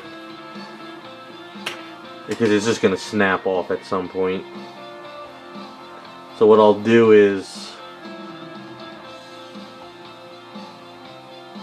I'll put it on there one day when I have a chance this coming week, and I'll kind of create a indentation for it, and then we'll install it, but it won't stick out, but it won't be super embedded. I think that's the best way to do it.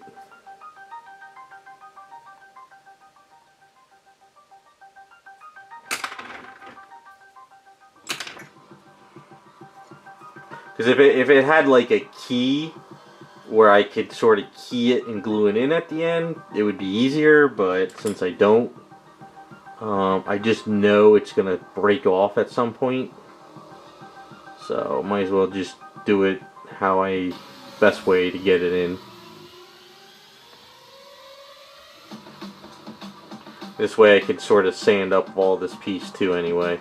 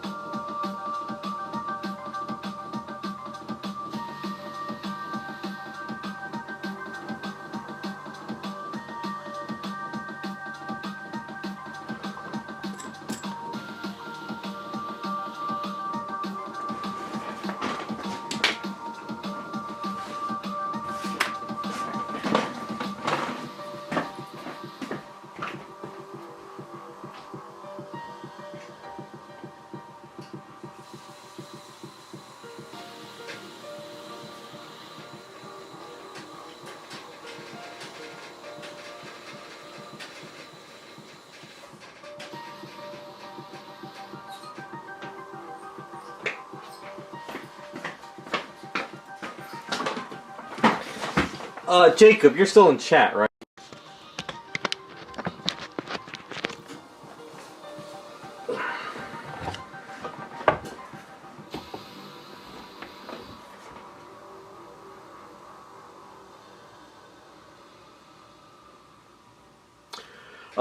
So real quick, I won't talk too much about your item, but we were still going to print out the ship for it, correct? Like I said, I got to read your email again, but did we? I can't remember. I have to go back. Did we find a file to print out the ship, or part of a ship?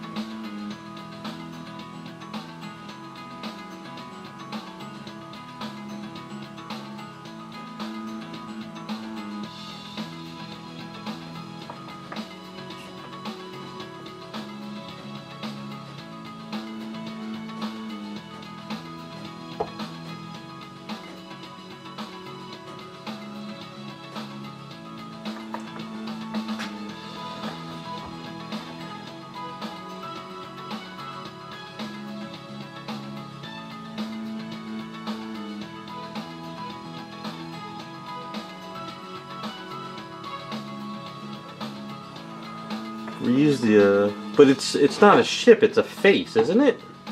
I'm losing my mind at the moment. It's a face, it's not a ship.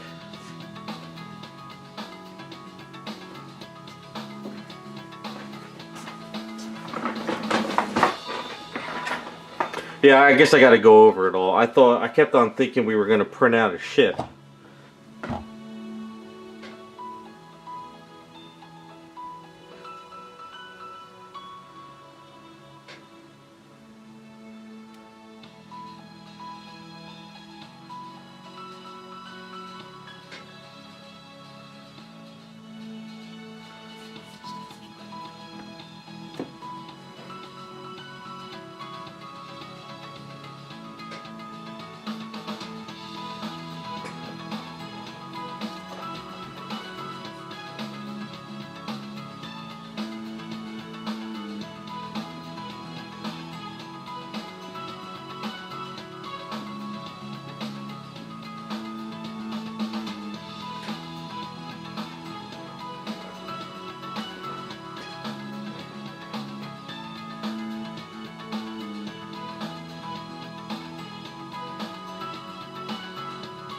Okay, alright.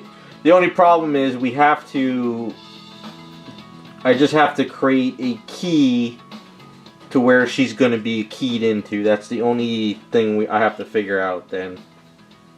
Because of the way the way the key is on her leg. So I have to get that into an area for support.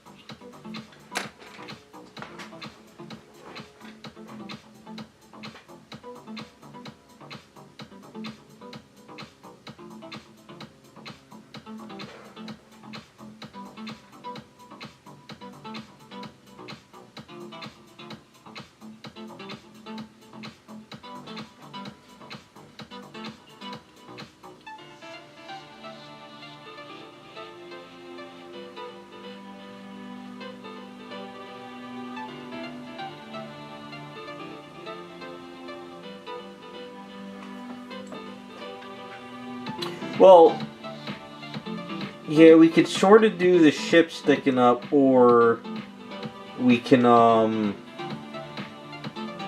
maybe make a smoke trail too, because it's not, just to give you because it's better to explain it now. You can't, with that specific statue, you can't just do like, oh, I'm just gonna put like a little key and she's gonna stay in. I have to.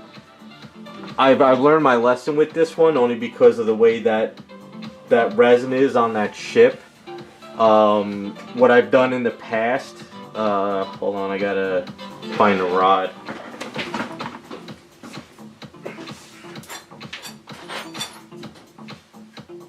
So what I do is, like I did with those Power Girls.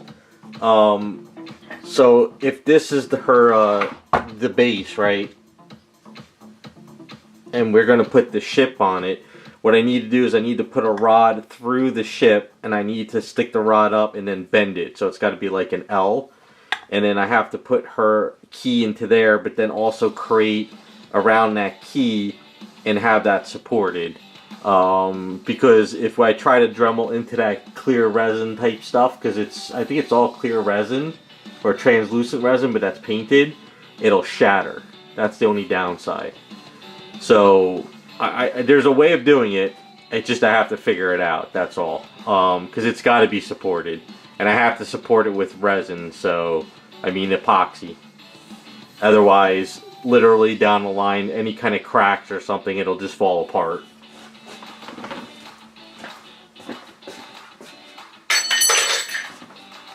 But the good thing, it's not a high key on her calf muscle like, you know, the Power Girls. It's down around her ankle, so it shouldn't be that bad of an issue. I'm just want to make sure it's supported. That's all. I don't want to do anything stupid.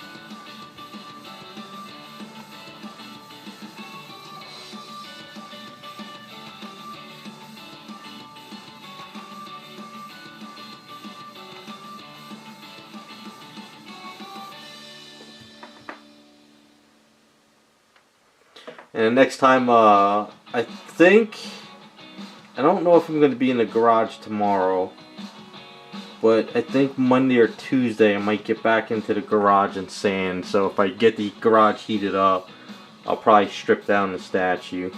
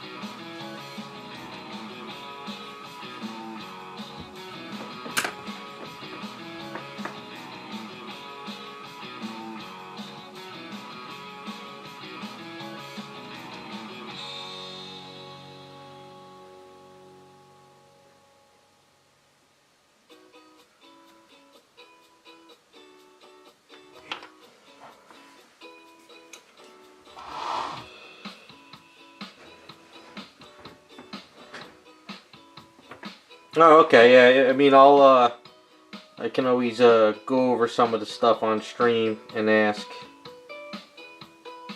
I know some people just don't want to talk about it until it's done. Just, making sure.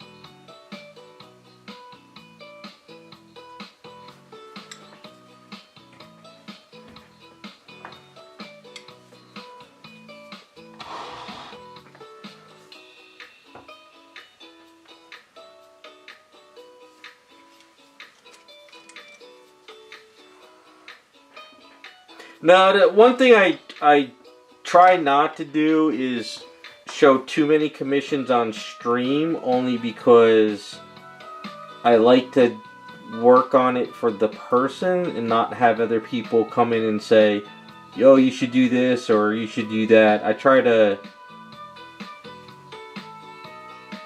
I guess what I'm trying to say is I give the client what they want, but I don't want to work for 30 different people on one project. Like, these type of stuff is different. This is kind of like, you know, screwing around with these.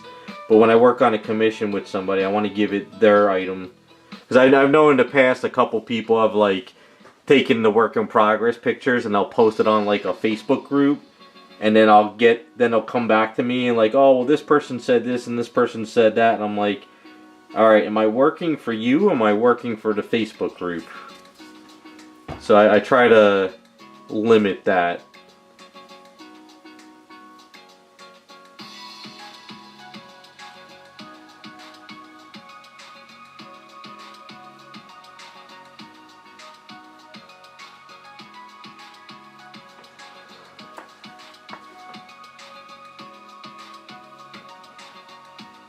That happened early on too, a lot. Like when I was started this like full time around 2014, I had a couple people that were like, oh, I posted on the Facebook group and they said we should do this instead and we should do that, and I was like, then I started asking the people, I'm like, well, is this your project or is this their project?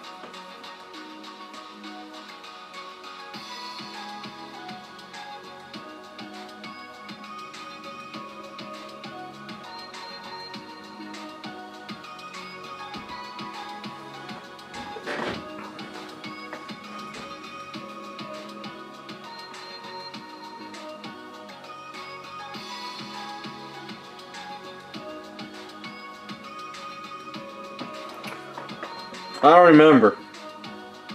No, it's like I said, it's never...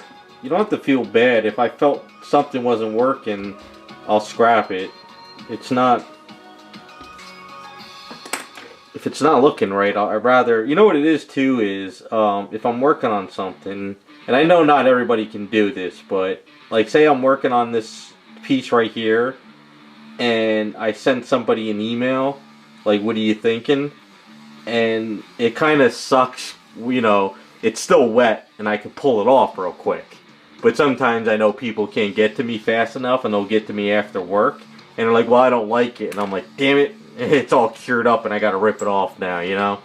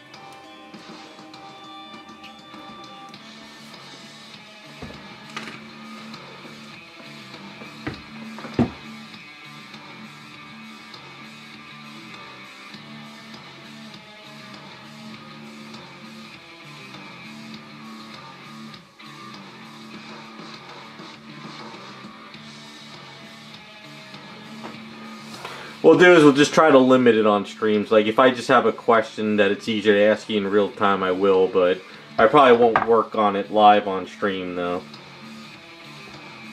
Commissions I really like to focus on. Get in the zone during a week.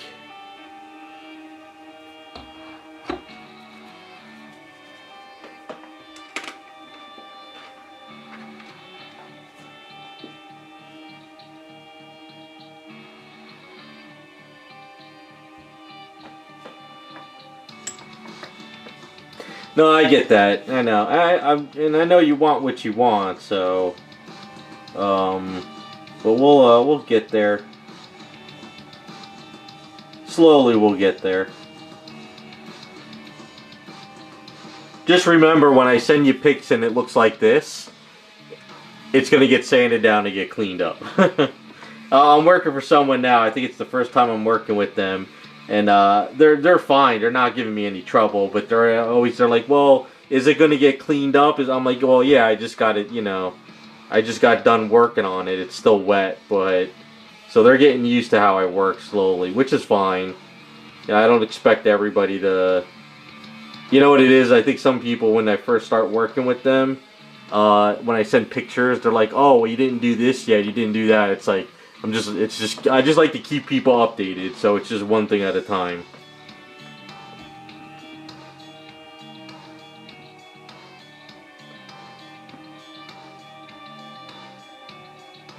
I just don't like to spring stuff on people, you know. I don't want to sit there, do like 3 weeks worth of work and then send a picture of like, oh look, it's almost done, you know. I like to show people, just like in my videos, all those pictures you see in the beginning is everything I send to people as I work on them. So this way everyone knows what's going on.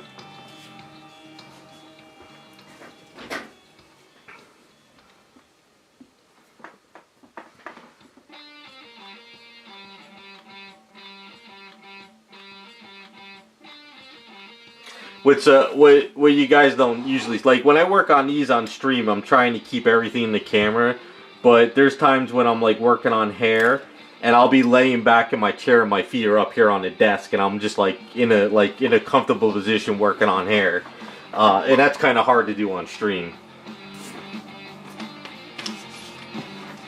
So you know, trying I try to get into weird positions sometimes when I get comfortable for these.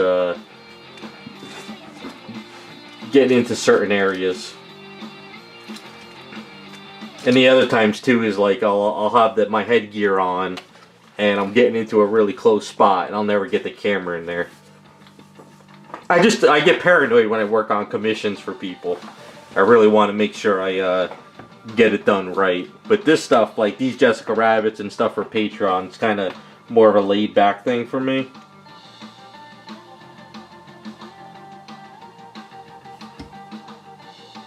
Like, even though it looks like I'm doing this over and over and over, I'm trying to create a sort of a flow on this that looks kind of cool. And I just got to keep working it till the Eve starts getting harder and a little bit stiffer. And then I can start doing more to it. So I figure I'll explain that while I'm working on it. Because when the Eves is really, really soft, it's kind of hard to keep it in one spot, but as it starts to stiffen up, I can do this sort of stylized front of her.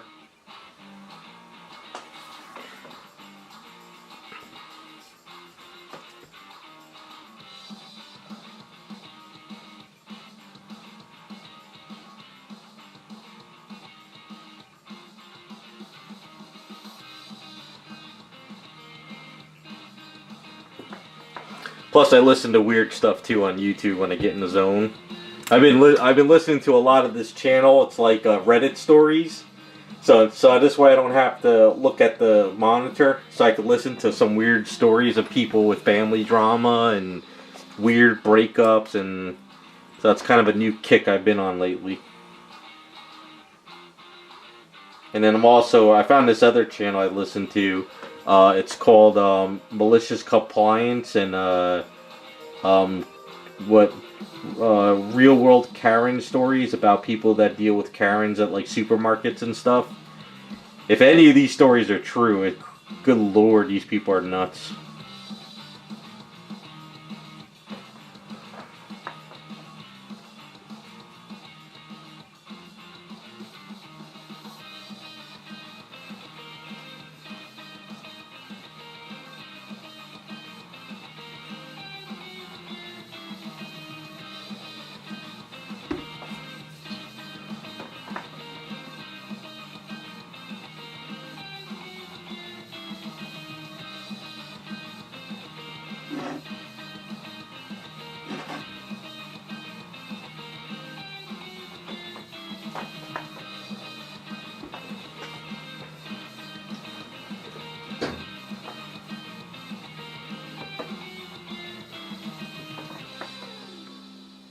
I've seen some Karens at Walmarts in my day, but usually in New Jersey you get somebody just yelling at them to shut the F up. You know, you get some Italian guy over in line or someone telling them to shut the hell up. So I don't see many of it here, but I have seen the sort of it my share.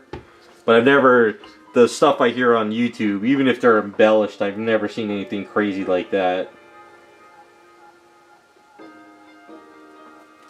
Like, some of them are about, like, you know, parents that go to schools and they yell at the teachers because their kids are failing. And I'm sitting there laughing my ass off because I remember back when I was a kid, if I came home with a bad report card, I don't remember what happened that night. Be knocked out by my parents. But now, I guess parents go in and yell and scream for better grades.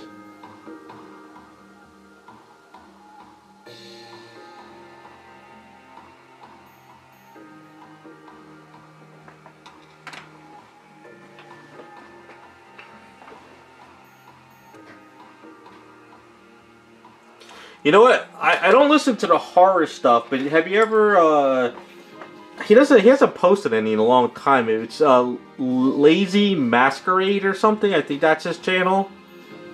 And he posts, like, weird, real life, mysteries and, like, horror videos and stuff. And there's another one, too. I forget the name of it. Lazy Masquerade or something. You might like that, Raccoon. I don't know if you heard of his channel. You know what? I can link it to you real quick. I'm addicted to that channel. That channel is awesome. I think I've watched, like, the whole collection 2 times over now.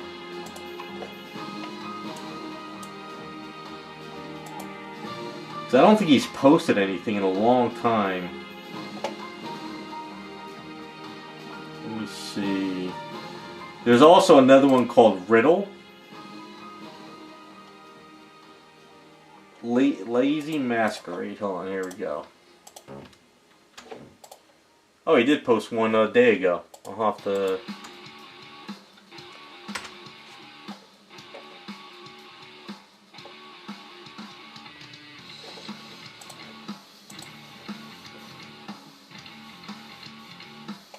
There was another one too. Let me see if I can find it. I don't think it was Riddle.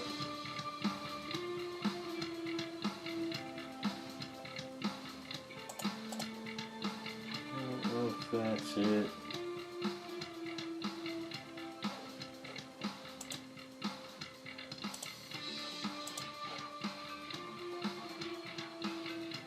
Can't find the other one. I know, unless he got axed. Sometimes these channels go away. Kind of sucks.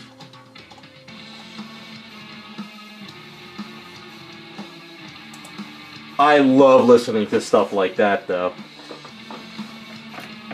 I think what was it, the Cicada 206 something, or 268 or whatever, that whole, like, mystery of the cicada. I love that story.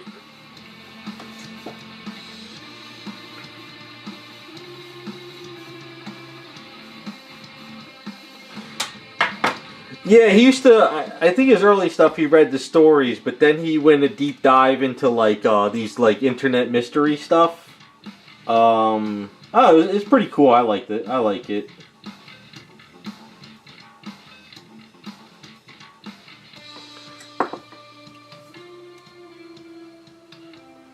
Stuff like that gets me through the week, where I could just sit there and listen to stuff, or sometimes when I'm ready to have lunch, I'll just put on, like, one of those videos and just kind of eat a sandwich or something and listen to one of those and then get back to work. It's better than listening to music all day, every day, or not really much else. I mean, a lot of crazy stuff out there.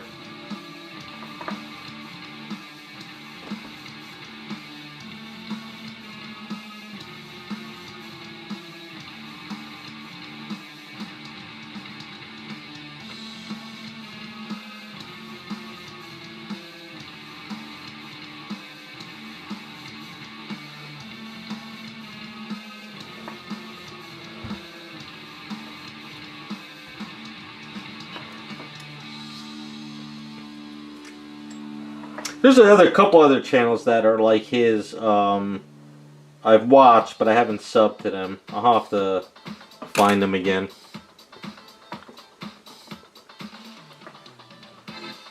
Yeah, I've seen a couple of those amusement park stuff. Some crazy stuff, man.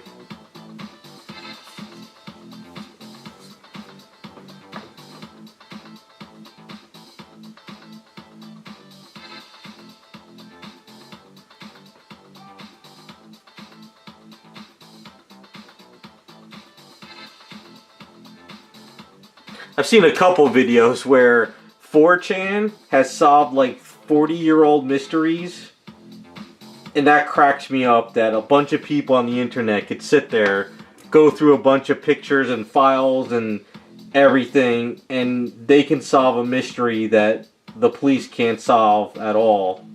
It cracks me up when I see that stuff.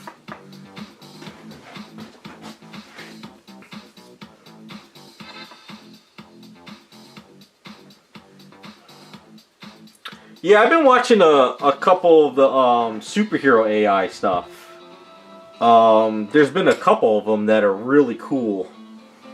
They're bad though. Some of them are pretty bad, but you could tell it's getting better. I can't wait until I know Iceman's not gonna like it, but I can't wait until the point where I could sit there and type in a little bit of a synopsis or a little bit of a prompt and get my own little short movie come out.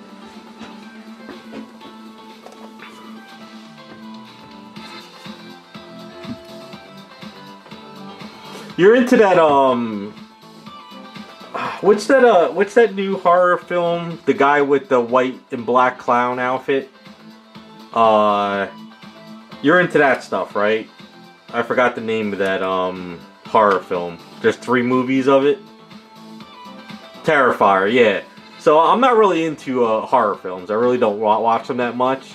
But I wanted to see, because I had another friend who likes that character. And I wanted to see what it was all about, so I went on to, I think it's called Foundflix, where the guy talks about the whole entire film in a short little 15-minute video.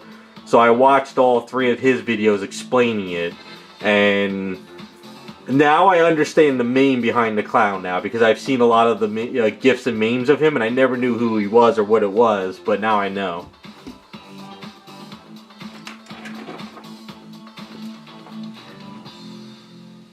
Yeah, that clown is a little bit freaky. He's got that really sick look to him.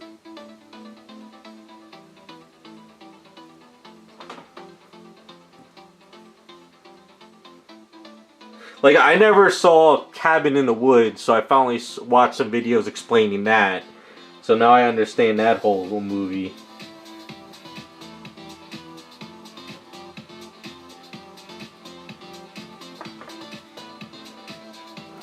Yeah, that dude is, it's definitely a gory movie. It's got that old school, gore feel to it.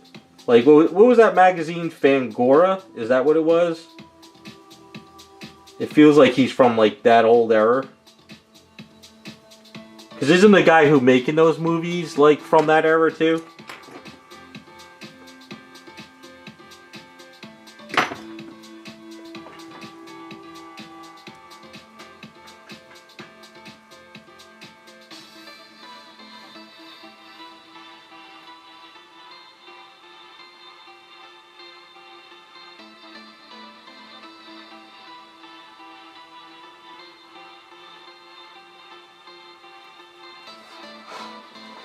Yeah, I'm not into the horror. Like, I can't really sit through horror films. I'm just not into them. I like just sitting there watching, like, the Foundflix stuff where they explain the movie, and I'm like, alright, cool. But at least now I know who Art the Clown is. He's a little bit crazy.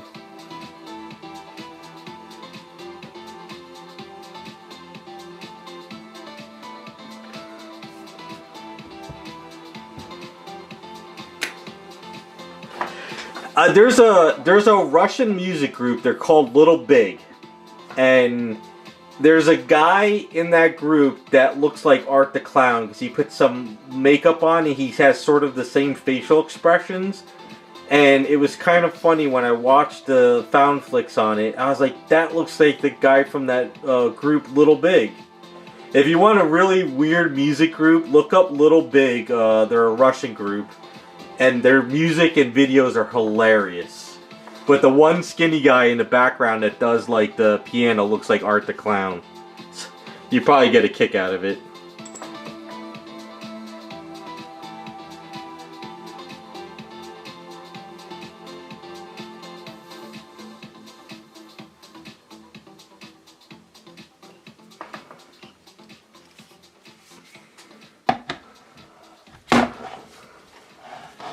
Yeah, it's... The group is really, really weird with their music. They're very funny. But the music isn't that bad. But yeah, if you look up Little Big, you'll get a kick out of their music.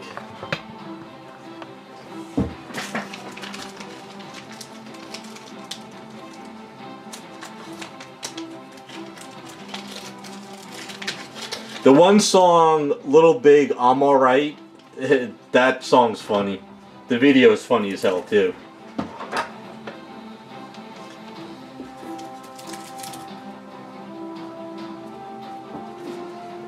Yeah, I saw a there was a guy on Instagram who you probably saw it, like Art the Clown comes in his room and he beats him up and shoots him, and Art the Clown keeps coming after him and he's just screaming.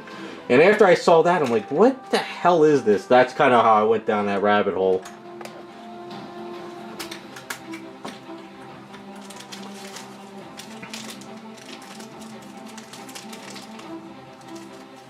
Of course, I saw people bitching about the movie, saying it doesn't make sense, blah, blah, blah. I'm like, well, it's just a horror film. It doesn't really need to make sense. It's just that old 80s type of horror stuff. I'm gonna roll this out real quick.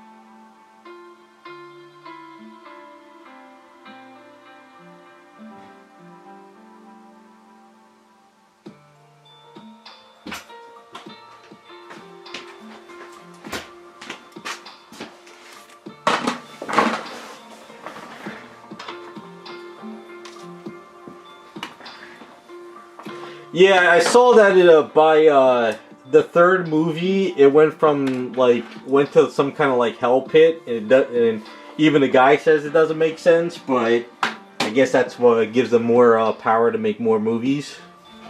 So.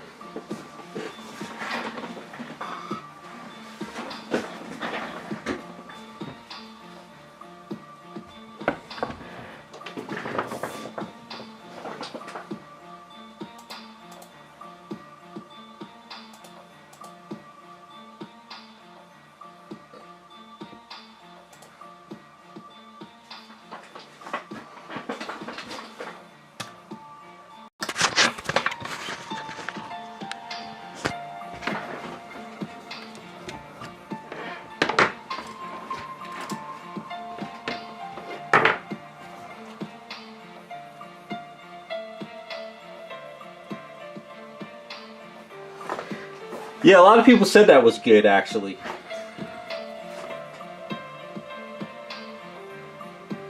I still won't watch it, though. Like I said, I'm just not into it, but as long as people are getting some good horror films again. Kind of been quiet with horror films, hasn't it? Really hasn't, a lot of it really hasn't come out that much.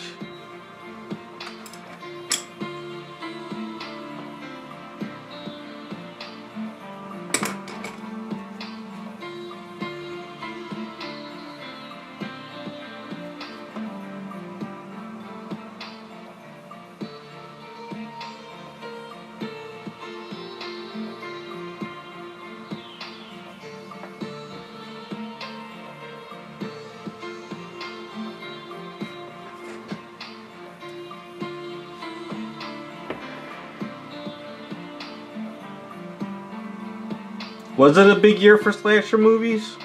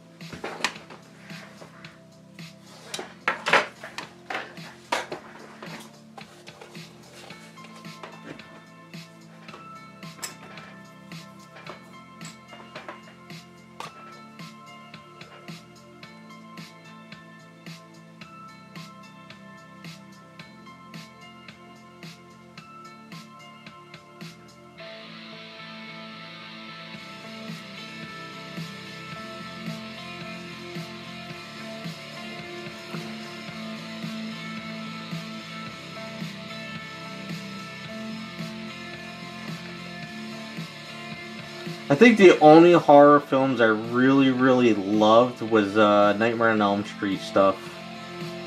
But then again, around that time was a lot of the, you know, Texas Chainsaw Massacre, Friday the 13th stuff. But Nightmare on Elm Street was always my favorite.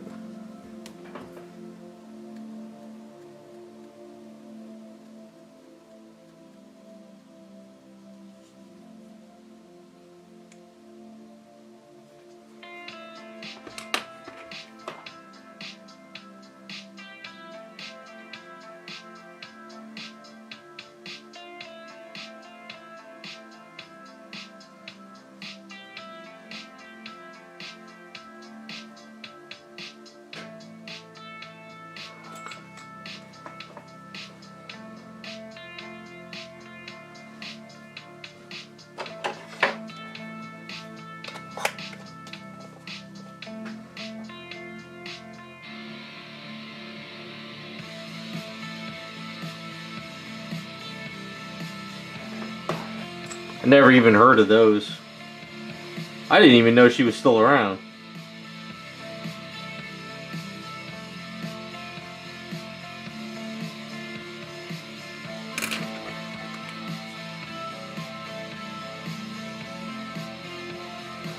I think as a kid though, the Texas Chainsaw Massacre movies was probably the ones that scared me the most as a kid.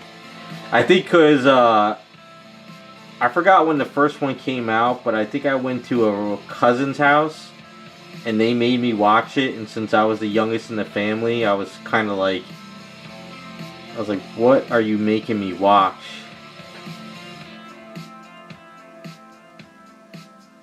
And I don't think they prepared me for it either, that's probably why.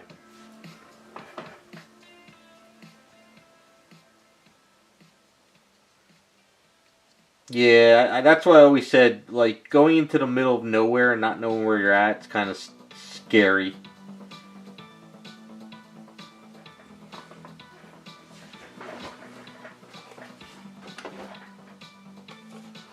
Yeah, I never saw the remake, though.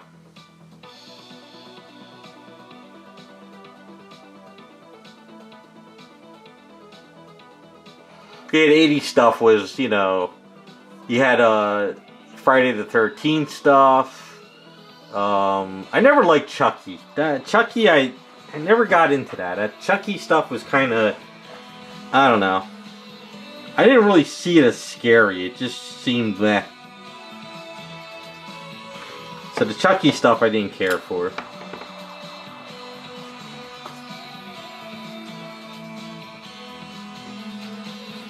Yeah, I also had a friend too. He was huge into the horror stuff. So anytime I went over to his house, we had to watch horror stuff.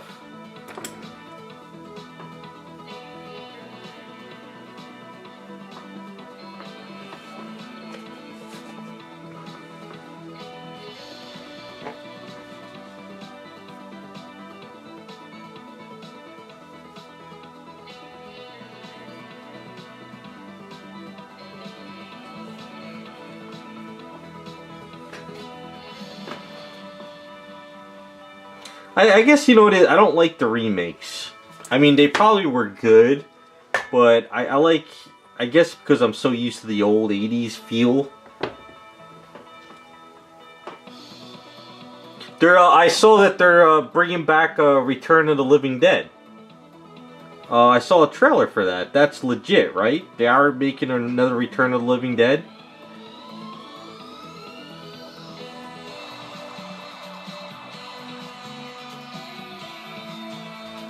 Or is it Night of the Living Dead? I know they're doing one of them. It's like zombies pulling like a Christmas tree in the graveyard.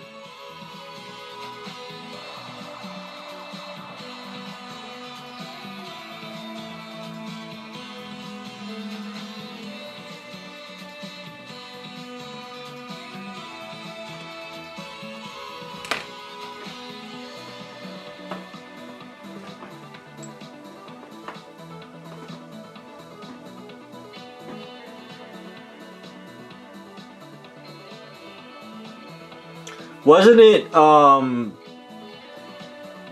it was what, 20 days later, or wait, 28 days later, 28 weeks later, and I guess it's now 28 years later or something? Yeah, there is a trailer for Return of the Living Dead, or it's Night of the Living Dead, one of those. I saw it like 2 weeks ago. And it's supposed to come out this year, I think? I like 28 Days Later. 28 Weeks Later was eh. But 28 Days Later was pretty good. I like that one. But yeah, I guess zombies are going to start making their little... Zombies comes in waves. Like, you have like a couple zombie movies, and you get the TV shows, and then it starts to die off, and then it comes back. Zombies is like waves.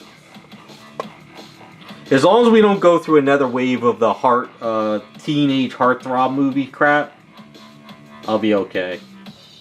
That was horrible in the 2000s. Everything was some teenage heart movie thing or something. That was annoying.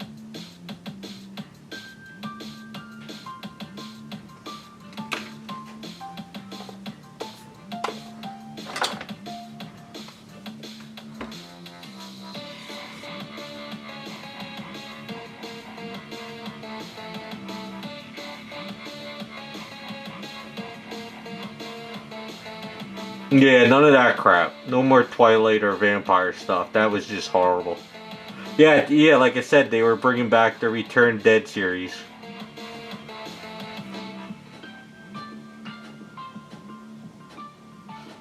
Because after I watched the trailer, all of a sudden I got all those videos about, you know, the old movies about how some of them didn't like each other on the set, and how it went to comedy and dark comedy and all that stuff, and how they almost didn't get made, stuff like that.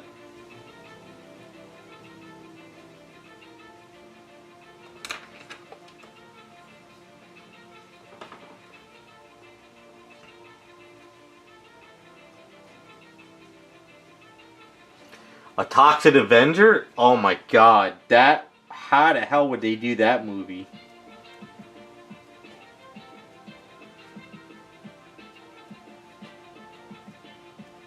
I can't imagine Toxic Avenger coming out in this day and age.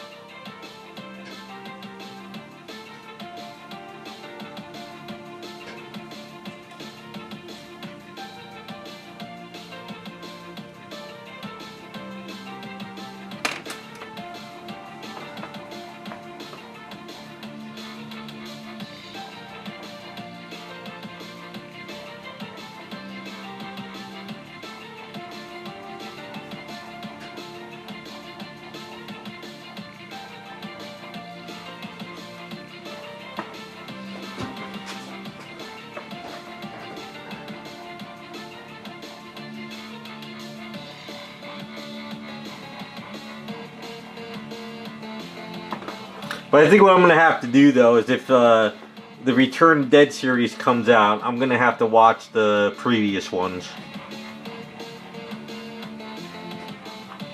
Just so I could kind of see if they connect a little bit.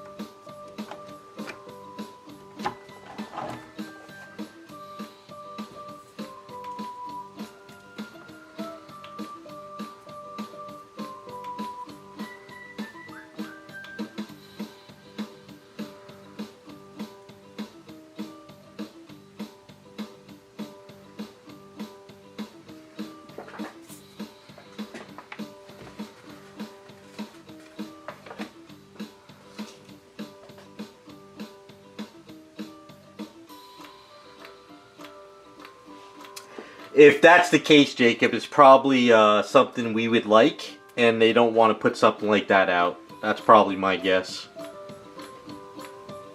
It's probably a really well done movie, but hurts a lot of people. So they're probably like, well, we can't do that and hurt people's feelings, so...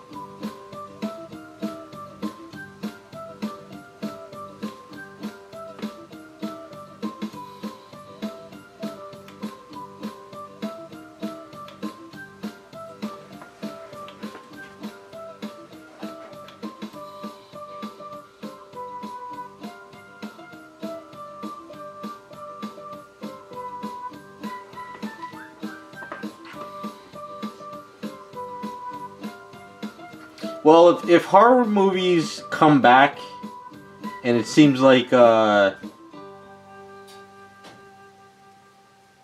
this God, hold on, what was the name you called it?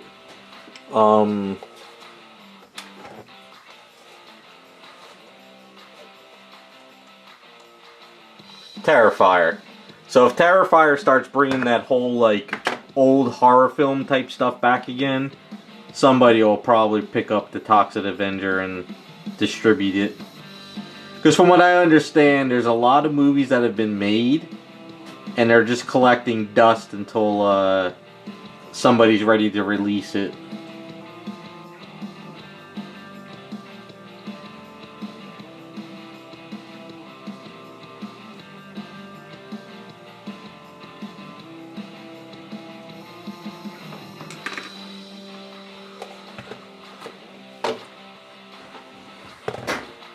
Because from what I remember, remember that movie? We probably probably never saw. You probably heard of it. That old Eddie Murphy movie called Pluto Nash. From what I understand, that movie was made like 5 to 8 years before it was released.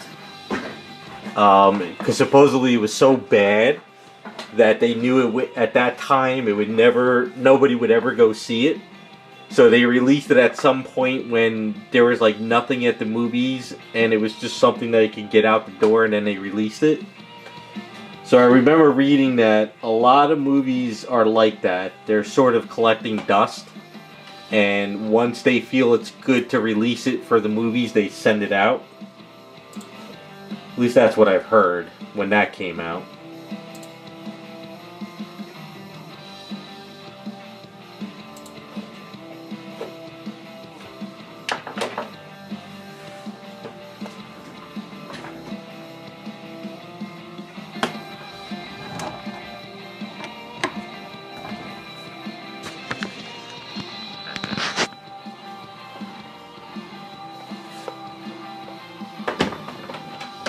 No, they actually film, edit, and they complete movies, and they're collecting dust until they feel it's ready to be released.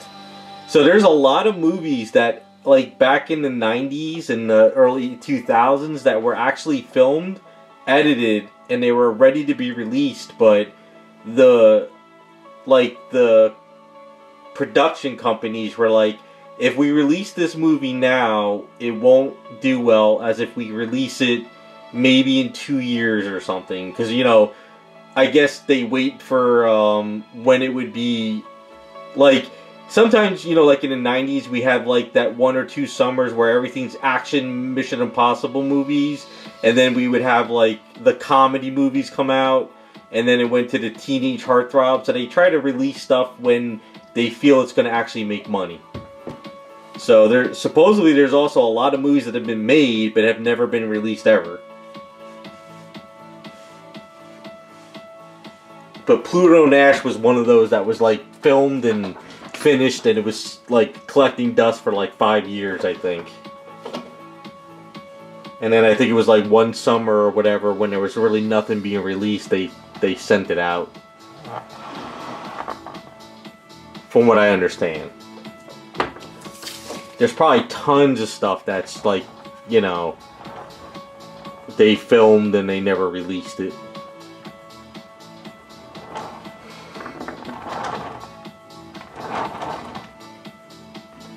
I think I'm gonna see if I can fix this chest a bit.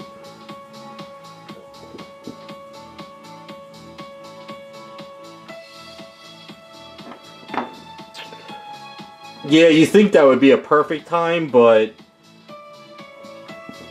because of the strike and everything, that was probably like the one time when they were like, if you release this now, you got to give us like triple or double the money or something. Who the hell knows? I think the strike did more harm than good for them.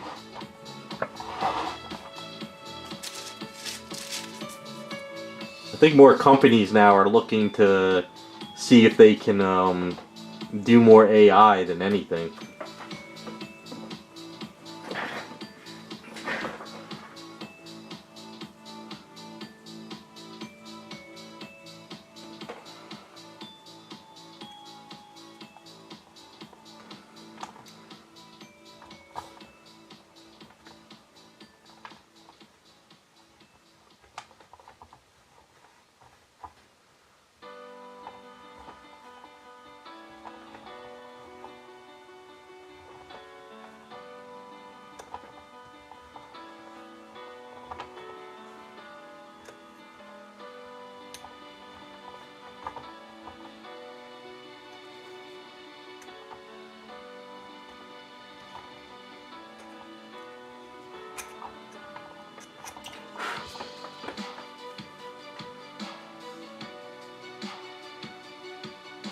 Yeah, I heard of that too. They Disney's shooting themselves. I heard I don't know if this is true now. I heard Disney is going to sell off Star Wars, but they're going to focus on fixing Marvel. I don't know if that's true or not, but it seems they really destroyed the Star Wars IP. Disney needs to go back to its roots.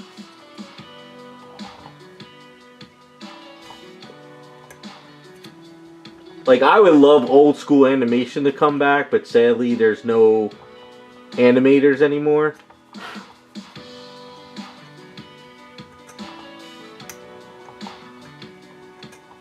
Like, if they wanted to animate a movie like the old days, they would have to bring all those guys back out of retirement.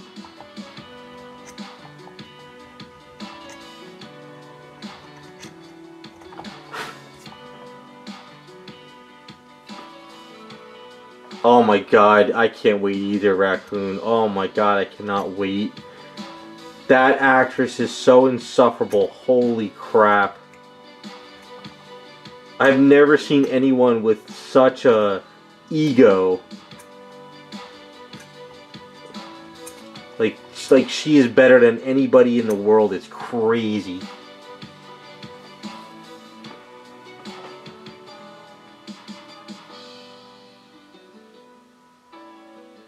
I don't think Star Wars is making them any money at all. Because I think even Hasbro is not giving them shelf space for Star Wars anymore. Like all the big box stores are like, your product doesn't sell. We're not giving you prime real estate anymore. There's a whole big thing about that with Hasbro and Star Wars figures. I went to Ollie's a few weeks back, and the amount of Star Wars that was at the Ollie's is amazing. Like, there's just Star Wars piled up everywhere. I thought that guy from World Class Bullshitters was like, oh, maybe it's only his store. But no, I went to the Ollie's by me, and sure enough, it's got a lot of piles there of Star Wars figures.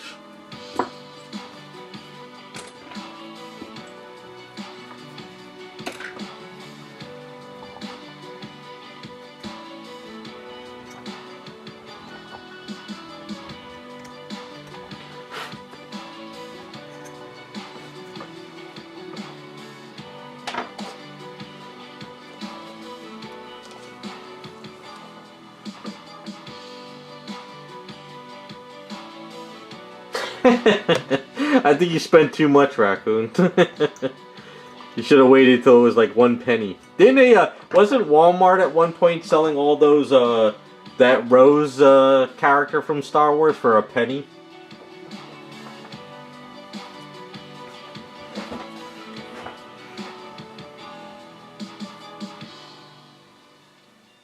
Well, I watched the video. If you go to that one park with, Harry Potter and you create a wand, like if you use your wand in the room and you do stuff, like the monitors follow your wand and do stuff with you, but like Star Wars, like you make a lightsaber and it doesn't do anything.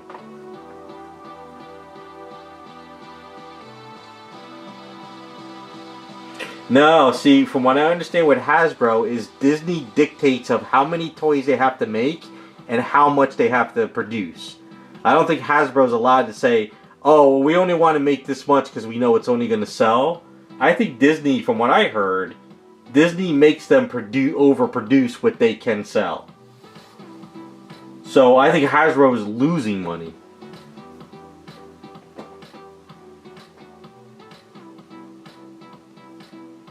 Yeah, like I heard the Disney Park lightsaber stuff is a shit show, basically. I also heard that you can drink different colored milks at Disney Park, but when people drink those colored milks, they taste like crap. So I honestly don't think Disney is doing as well as the media makes everyone think they're doing. I think Disney is doing really bad with Star Wars.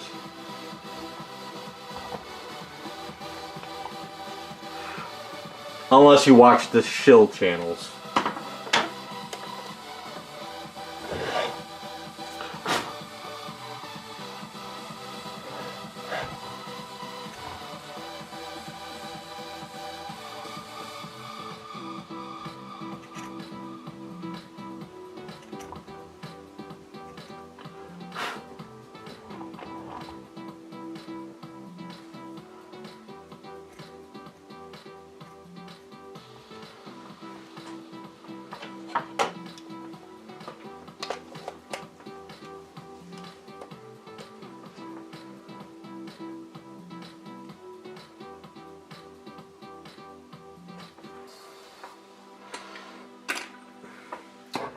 Yeah, I don't know.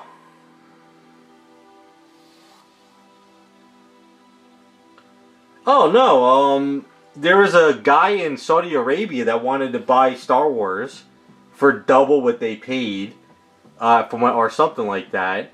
The rumor is George Lucas wants to buy it back now. Ryan Reynolds wants to buy it. Or no, Ryan Reynolds wants to buy Marvel, right? I think they want to buy Marvel. Elon Musk could buy Star Wars if he wanted. At this point, I think anybody that buys Star Wars would do better than what Disney's doing. That's just my opinion on it. So I don't think they're doing too well at all with it.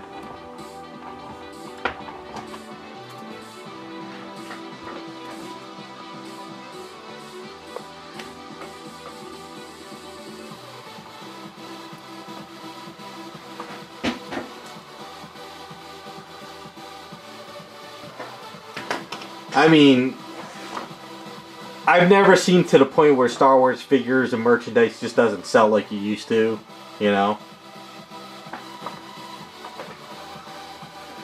Oh, you didn't like Deadpool Wolverine? I liked it. It was just a fan service movie. I just liked the idea that Wolverine and Deadpool were cutting each other nonstop and healing. That's all I ever wanted to see from a Wolverine character in the movies. I don't think the story was all that great, but I like the idea of them just cutting each other nonstop and they weren't dying. I mean, finally, we got to see blood everywhere. It was just a fan service movie, that's all it really was.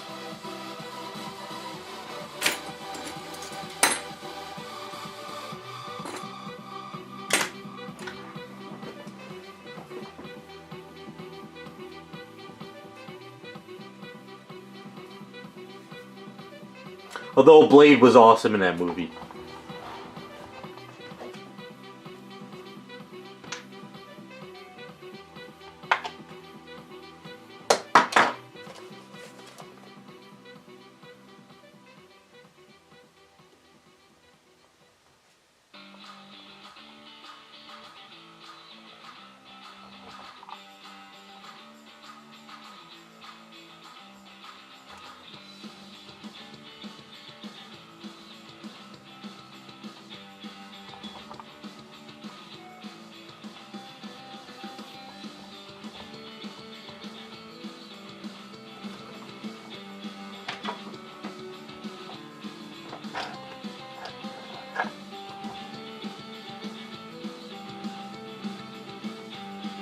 Yeah, that's... I think I watched like 2 or 3 times just when they were just fighting each other inside the car. I love that. That was awesome. They were just... it just felt like a Deadpool comic book to me. You know? Just sitting there slashing each other, talking crap, and that's pretty much Deadpool.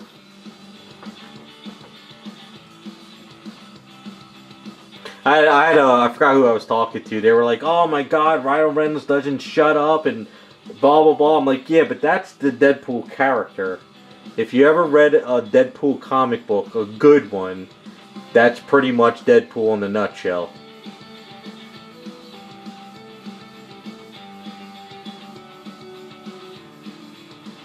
Especially if you read the series Cable and Deadpool. Like, Deadpool does not shut up throughout the whole entire series, and Cable's always, like, killing him. But that's pretty much Deadpool, you know?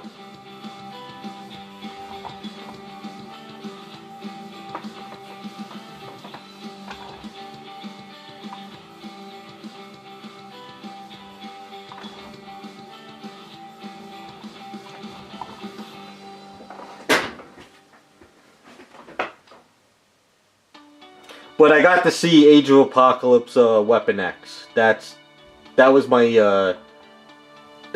one of my favorite moments. Only because I love Age of Apocalypse, so. And that gives me hope that Nate Gray X-Man is in the MCU universe somewhere. If they ever wanted to go back and visit that universe somewhere.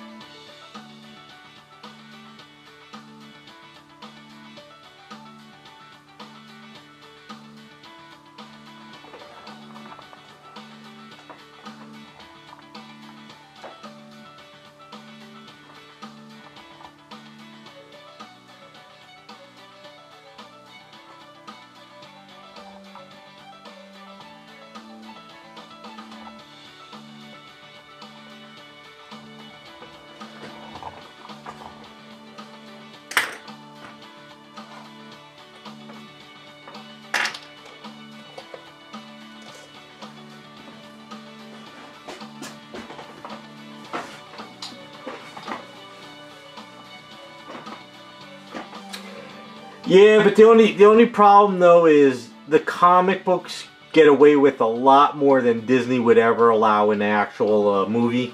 That's the only problem. You know, from if you read you know, Ryan had to fight with the executives nonstop, from what I understand, about trying to get what he got in the movie as it was.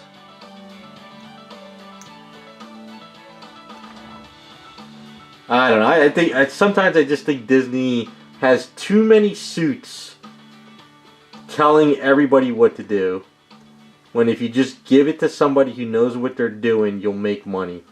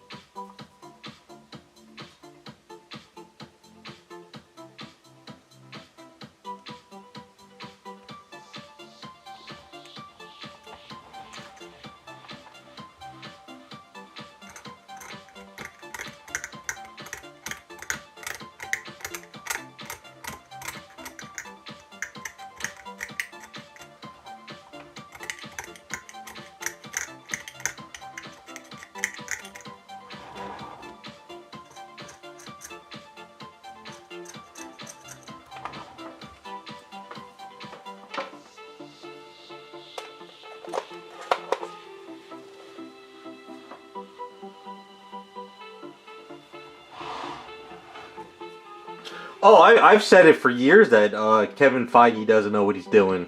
It was the Russo brothers that made Marvel, not Feige. Because the minute the Russo brothers left, Marvel died. And my friends say it all the time. Once Endgame came, that was the end of Marvel, because the Russo brothers left.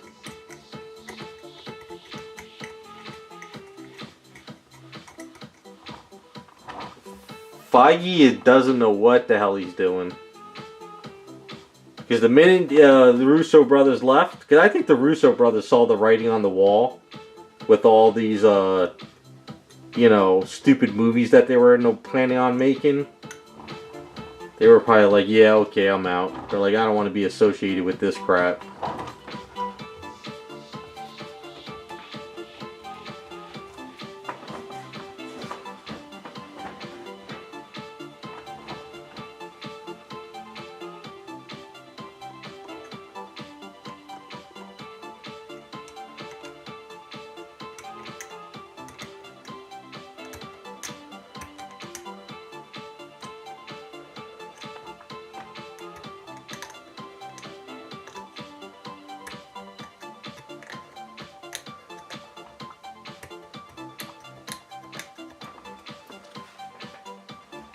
The Endgame was the end of Marvel, and the scene in Endgame when all those, when all the females got together and said she's not alone, and they all spread out. That was like, that was the death scene of Marvel. That was like, okay, this is where the future of Marvel is going, and it's not going to do too well.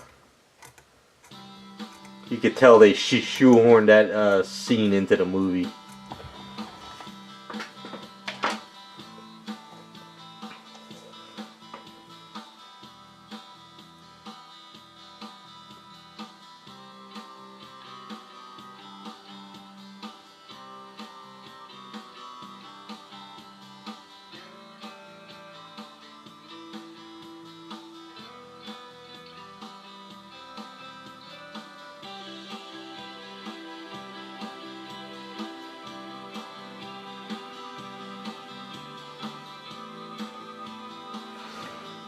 Yeah, well, whatever the case is, to me, it's dead. I could care less. I don't watch the stuff anymore.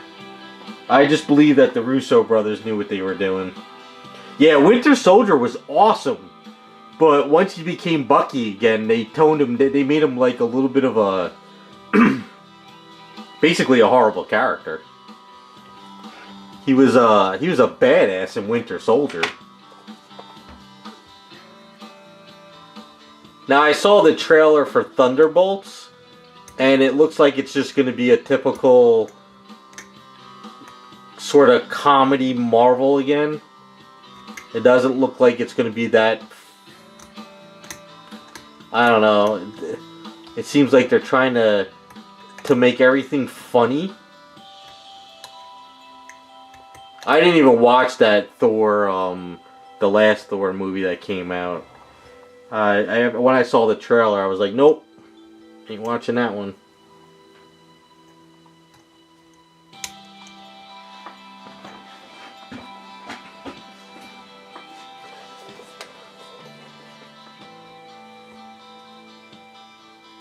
I probably won't watch the new Captain America one coming out. Let's see, what else is Thunderbolts? Not only because Sentry's in there and I can't stand Sentry, so I'm definitely not going to watch that because of Sentry. That's the worst character to throw into Marvel MCU. He's a little too overpowered to be in the MCU. But I guess they want a Superman character in their movies now.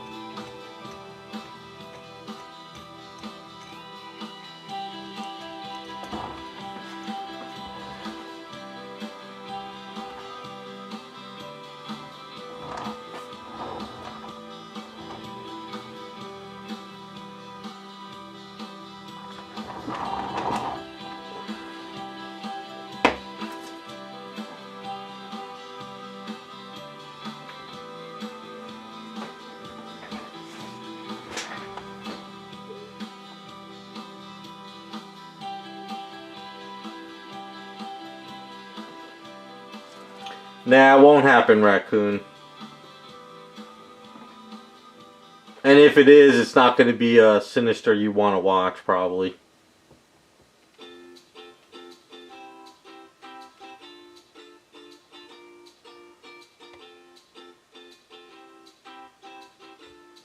Well, isn't Silver Surfer in a Fantastic Four movie that's coming out? Isn't it a female version now?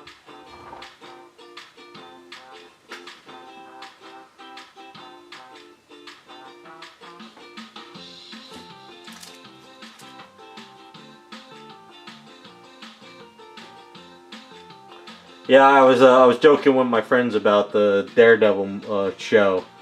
They make it look dark, and they're like, "Oh, it's gonna be a Netflix Daredevil," but watch, it's not, because it was being filmed around the time of She-Hulk, so I can't imagine it being anything but crap.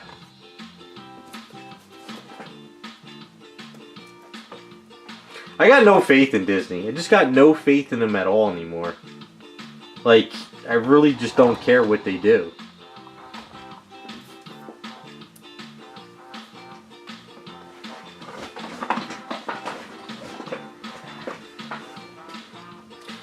See, everyone's like, "Oh, Daredevil looks great. It looks dark." It looks dark, but it looks like it's like I feel that they're gonna fake everyone out. It's going to be a dark Daredevil, but it's going to be dark and means that it's just film dark, but it's still going to be that whole goofy Disney Plus stuff, you know? Because after what they did to him in the She-Hulk movie show.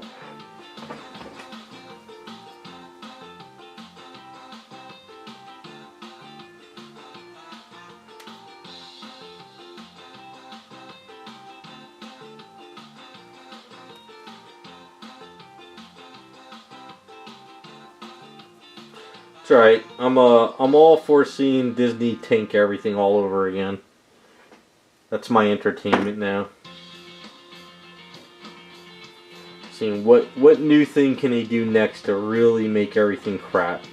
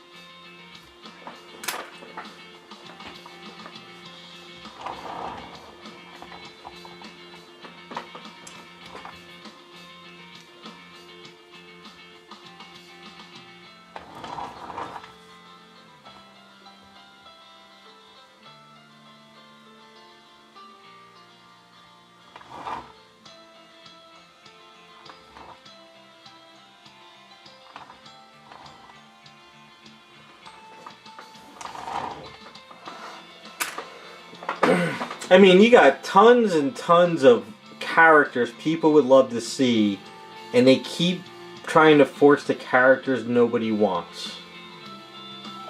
So, I don't know who's making the decisions, but... Like, right now, Magic from X-Men, that girl Magic, she is, like, the most popular character going right now in comics. She's, like, on every single X-Men cover. And you would think that they would try to get an X-Men movie out with her or something right now.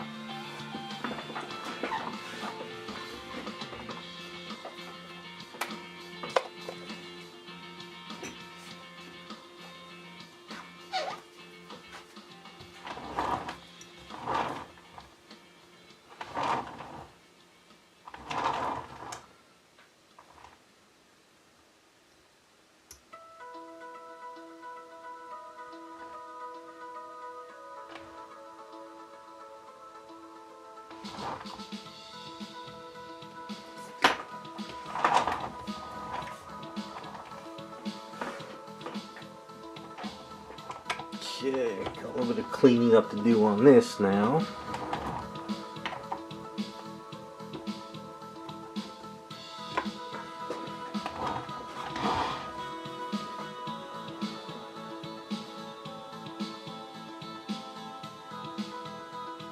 Yeah, she was good in the New Mutants movie. It was perfect, but they dropped the ball on it, though. But she looked great for the character.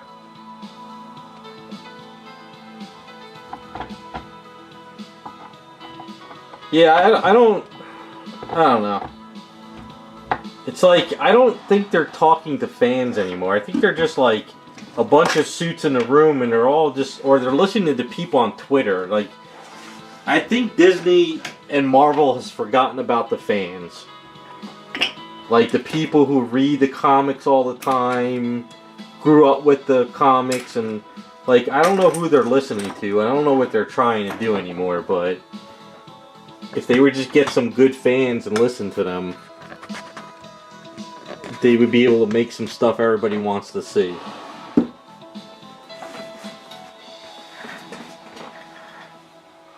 But oh well. Till then, I'm just gonna watch them keep tanking in sales.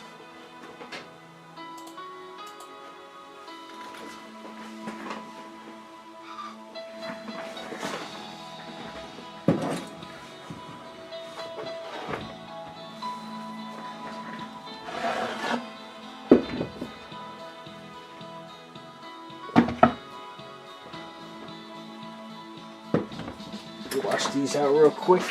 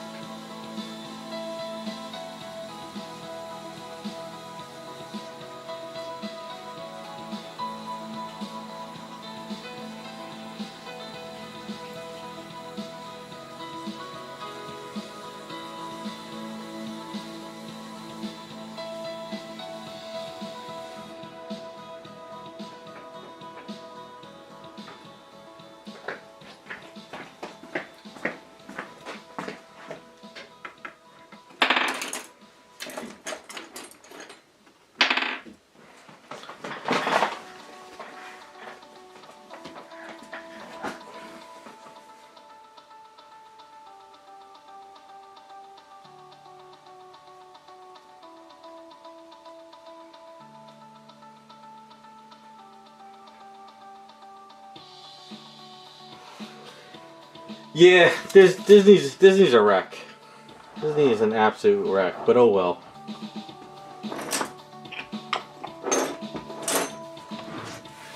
Not my problem. I don't have any stock, so let them burn for all I care.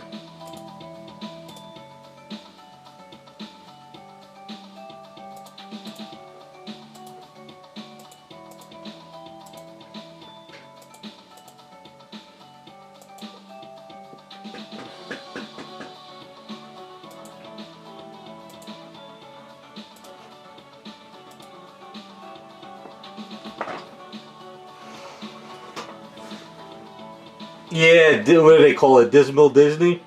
It's like a new video with them almost every day about something Disney's doing.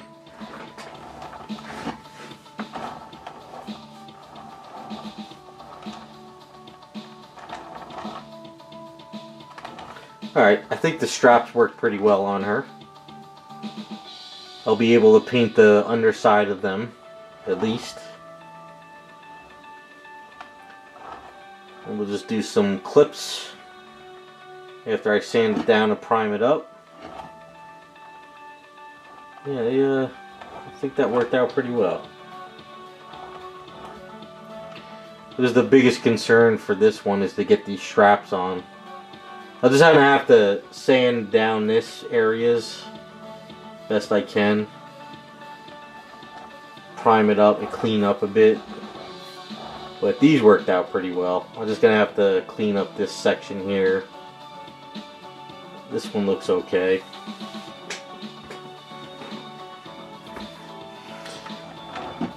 Yeah, the hair should be tricky though, because each one has an element that we're gonna... So she's gonna have the hair cap thing, the cop is gonna have the cap, and now with the Star Trek she's gonna have like sort of a bun, so... What I'm thinking of doing for her is I'm going to grab one of my flat pieces of Aves, and I'm gonna draw sort of a carrot communicator. And then we can sort of, you know what we should do? Come up with something now. Hold on, let's see. Get a piece.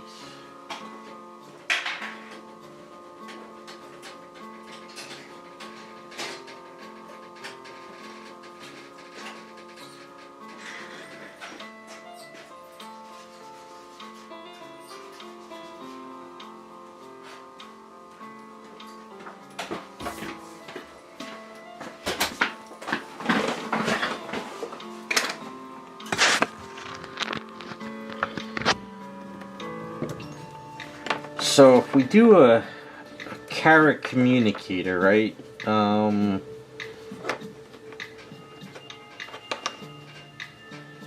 let's try to see if I can kind of fudge this a bit. So if this is the hand,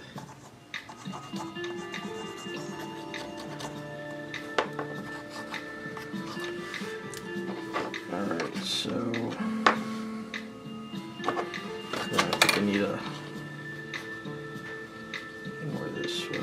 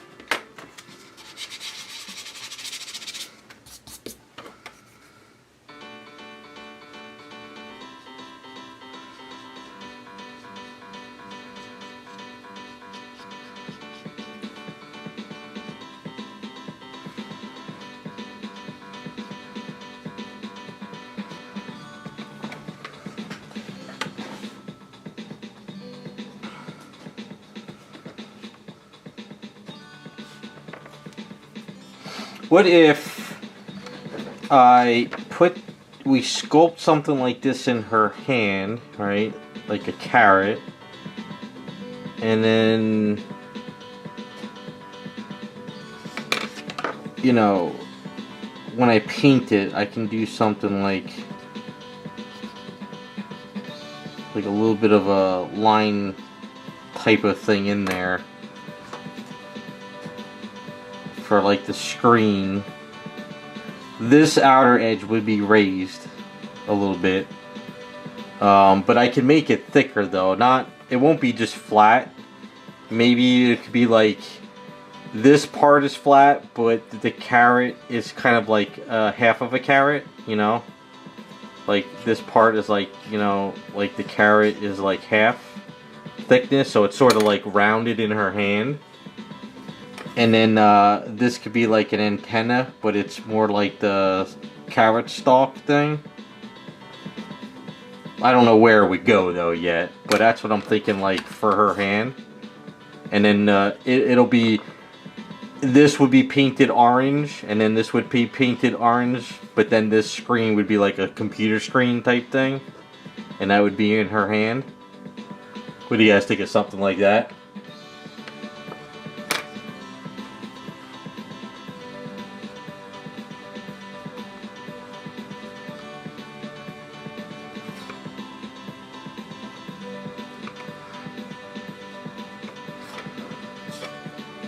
So what I would do is I would shave this down and get my basic shape, and then on this side I would kind of create the curves that would fit into her hand.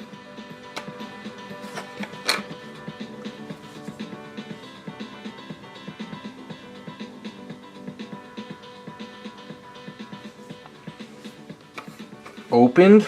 The only problem though is it's got to be like a carrot. The only problem though is if I was to have it flipped open, like, you know,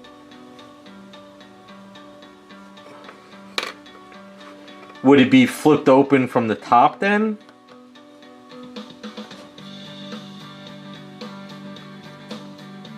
Like I don't think I could flip it open like this. It would look weird. It would look like a you know, like women's makeup with the mirrors. You know, like when you flip it, it would have to have a prong. I'm thinking more just a. I know what you're saying, but.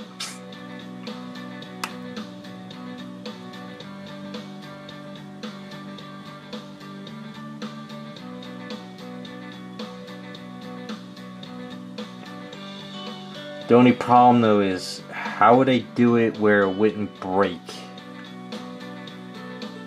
I'd have to put a rod in there, but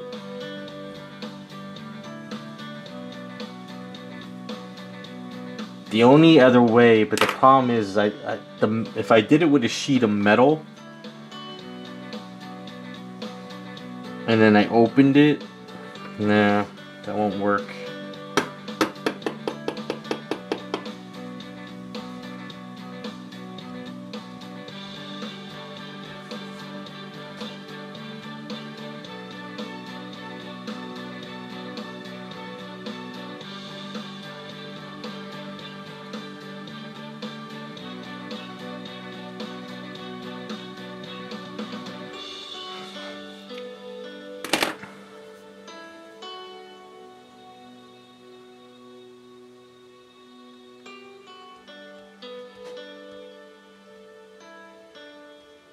So what I could do, hold on, let's see.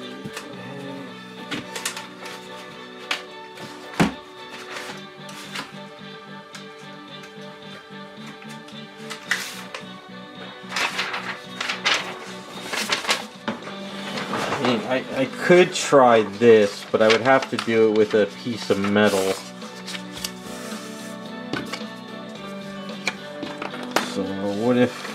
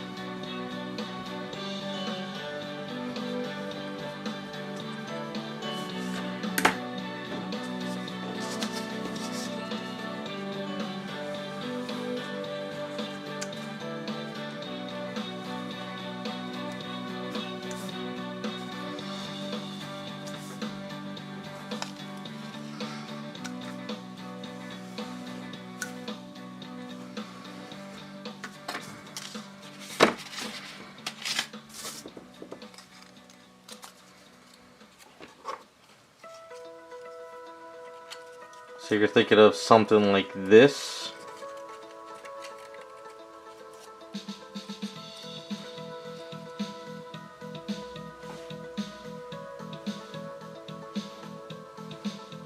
Like that.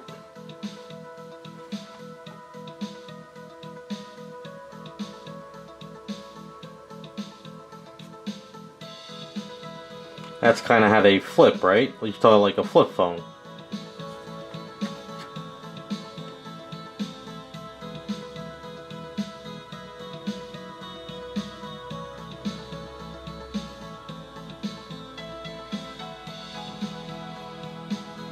But you're talking about only this part? So you're thinking it would be clipped here?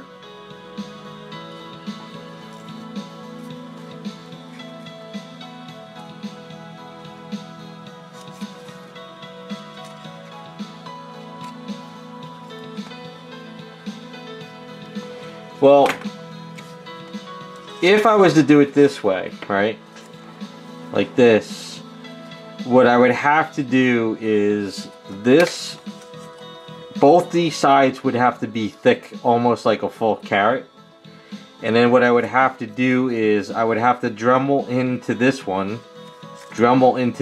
and staple it with a rod.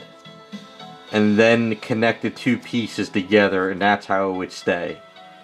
They would have to be rounded like that, you know?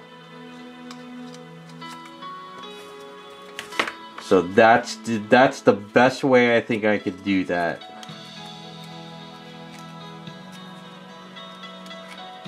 Because this way it would actually go into the hand too, because it's be a little bit thicker.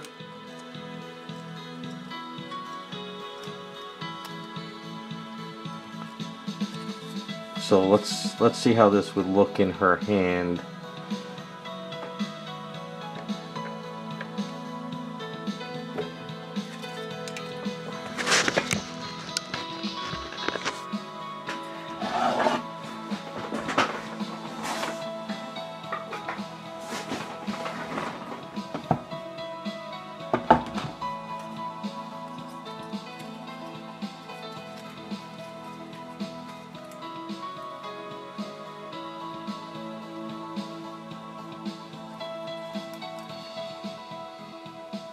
So it would be like that.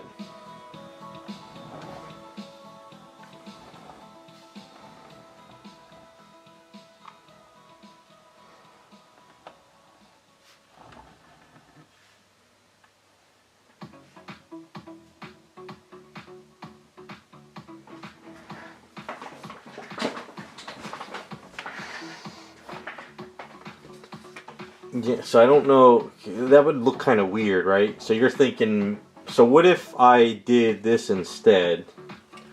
What if we did,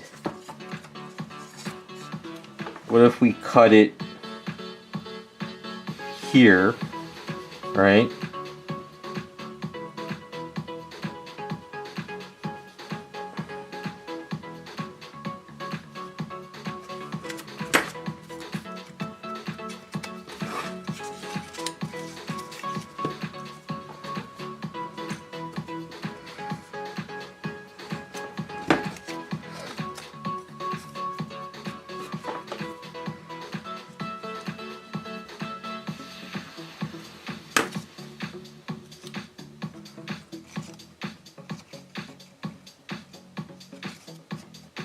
So what if we do that instead? So this side is rounded, and it's rounded here, and this is rounded, but this is the only piece that flips up.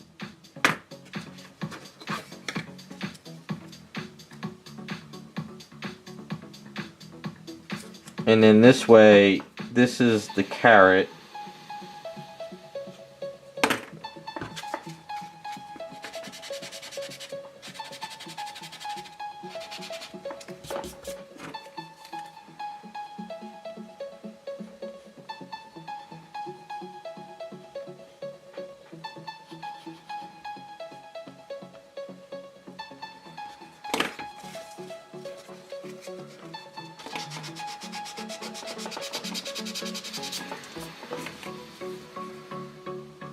Then we have this piece that's flipped up like so.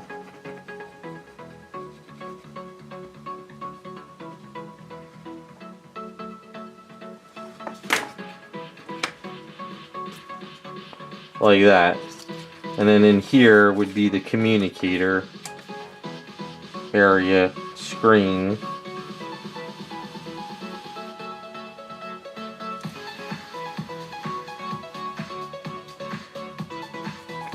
And then you could put a little thing here, like a little thing there, like that.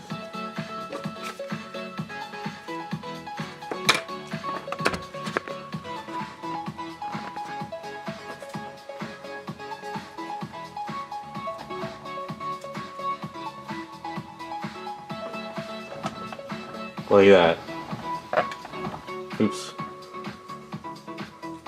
And then for fun though, to make it look like a full carrot, I can actually put a thing coming down around here like a green stalk.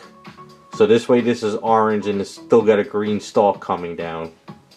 And that might give me a little extra meat in there to add a rod to keep this piece up. So I think that would work. I think that's the best way of doing it, because I still want it to make it look like a carrot. Plus I want it to be able to stay in the hand without falling too. So I think that's kind of the plan. I think that would work, right? It'll be a basic shape of a carrot. It'll be orange with a green stalk, but it still flip up there. So if we were to look at the side of the carrot, right? So if we were to look at the side, so this is the flat of the carrot, this is this back piece, right? And then over here, this is the front piece, right? But then this piece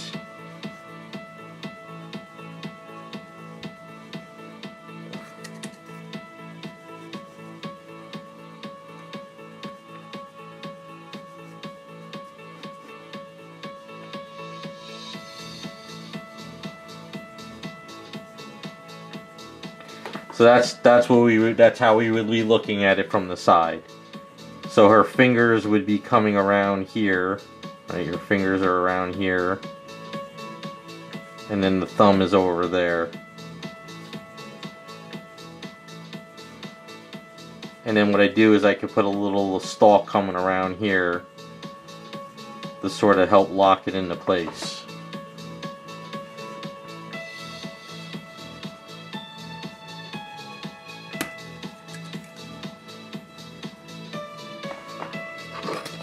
So that's how we do it. Because then what I'll have to do is I'll put a rod in this piece and a rod here. So this will sort of help lock it into place a little bit. Otherwise, trying to just glue this or put this here would it'll just pop right off. So there have to be like a rod coming in here and then in here. So I think that's the best way to do this.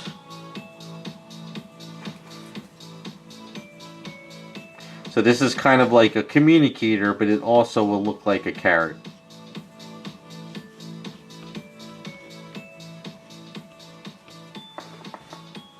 Sound like a plan?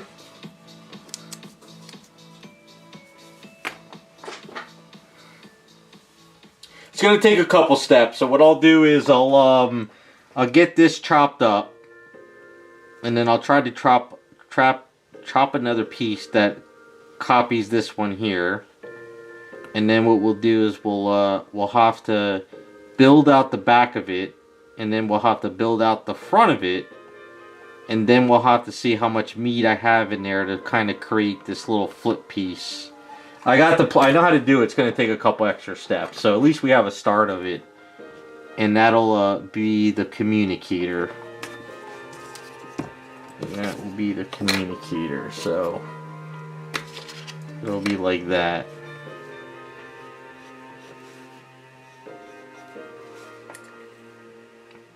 Alright, so the goal is, what I'll do is during the week, I gotta get a basic shape that's gonna fit into this hand. and then we build out. I think that should work. That should be good enough. And then I build out here. We keep this flat and go from there. Alright, I think that is the best way to do this. So that will be the communicator. And then what I can do is I'll be able to permanently attach it to the hand without worrying, because I can. This is magnetized, so I don't have to worry about it popping off or anything. So this way you'd be able to pop the hand in here like so, and won't have to worry about this piece breaking or whatever. It'll be like that. Something like that. Alright, I think we got a plan. We got a plan.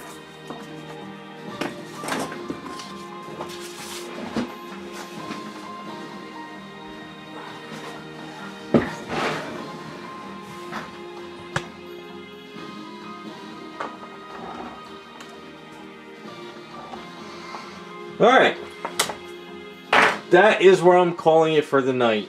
So we're getting pretty close. We gotta work on her. I gotta clean her up, and we gotta work on her carrot for her holster. Work on the line here. Gotta get the symbol on this. Clean her up, and then we can start working on the hairs.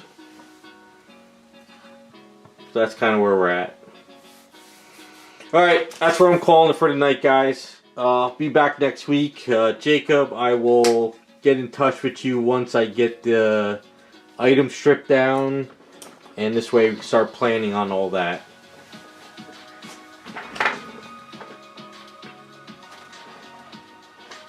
Alright, so you guys have a good rest of your weekend. And see you next week sometime.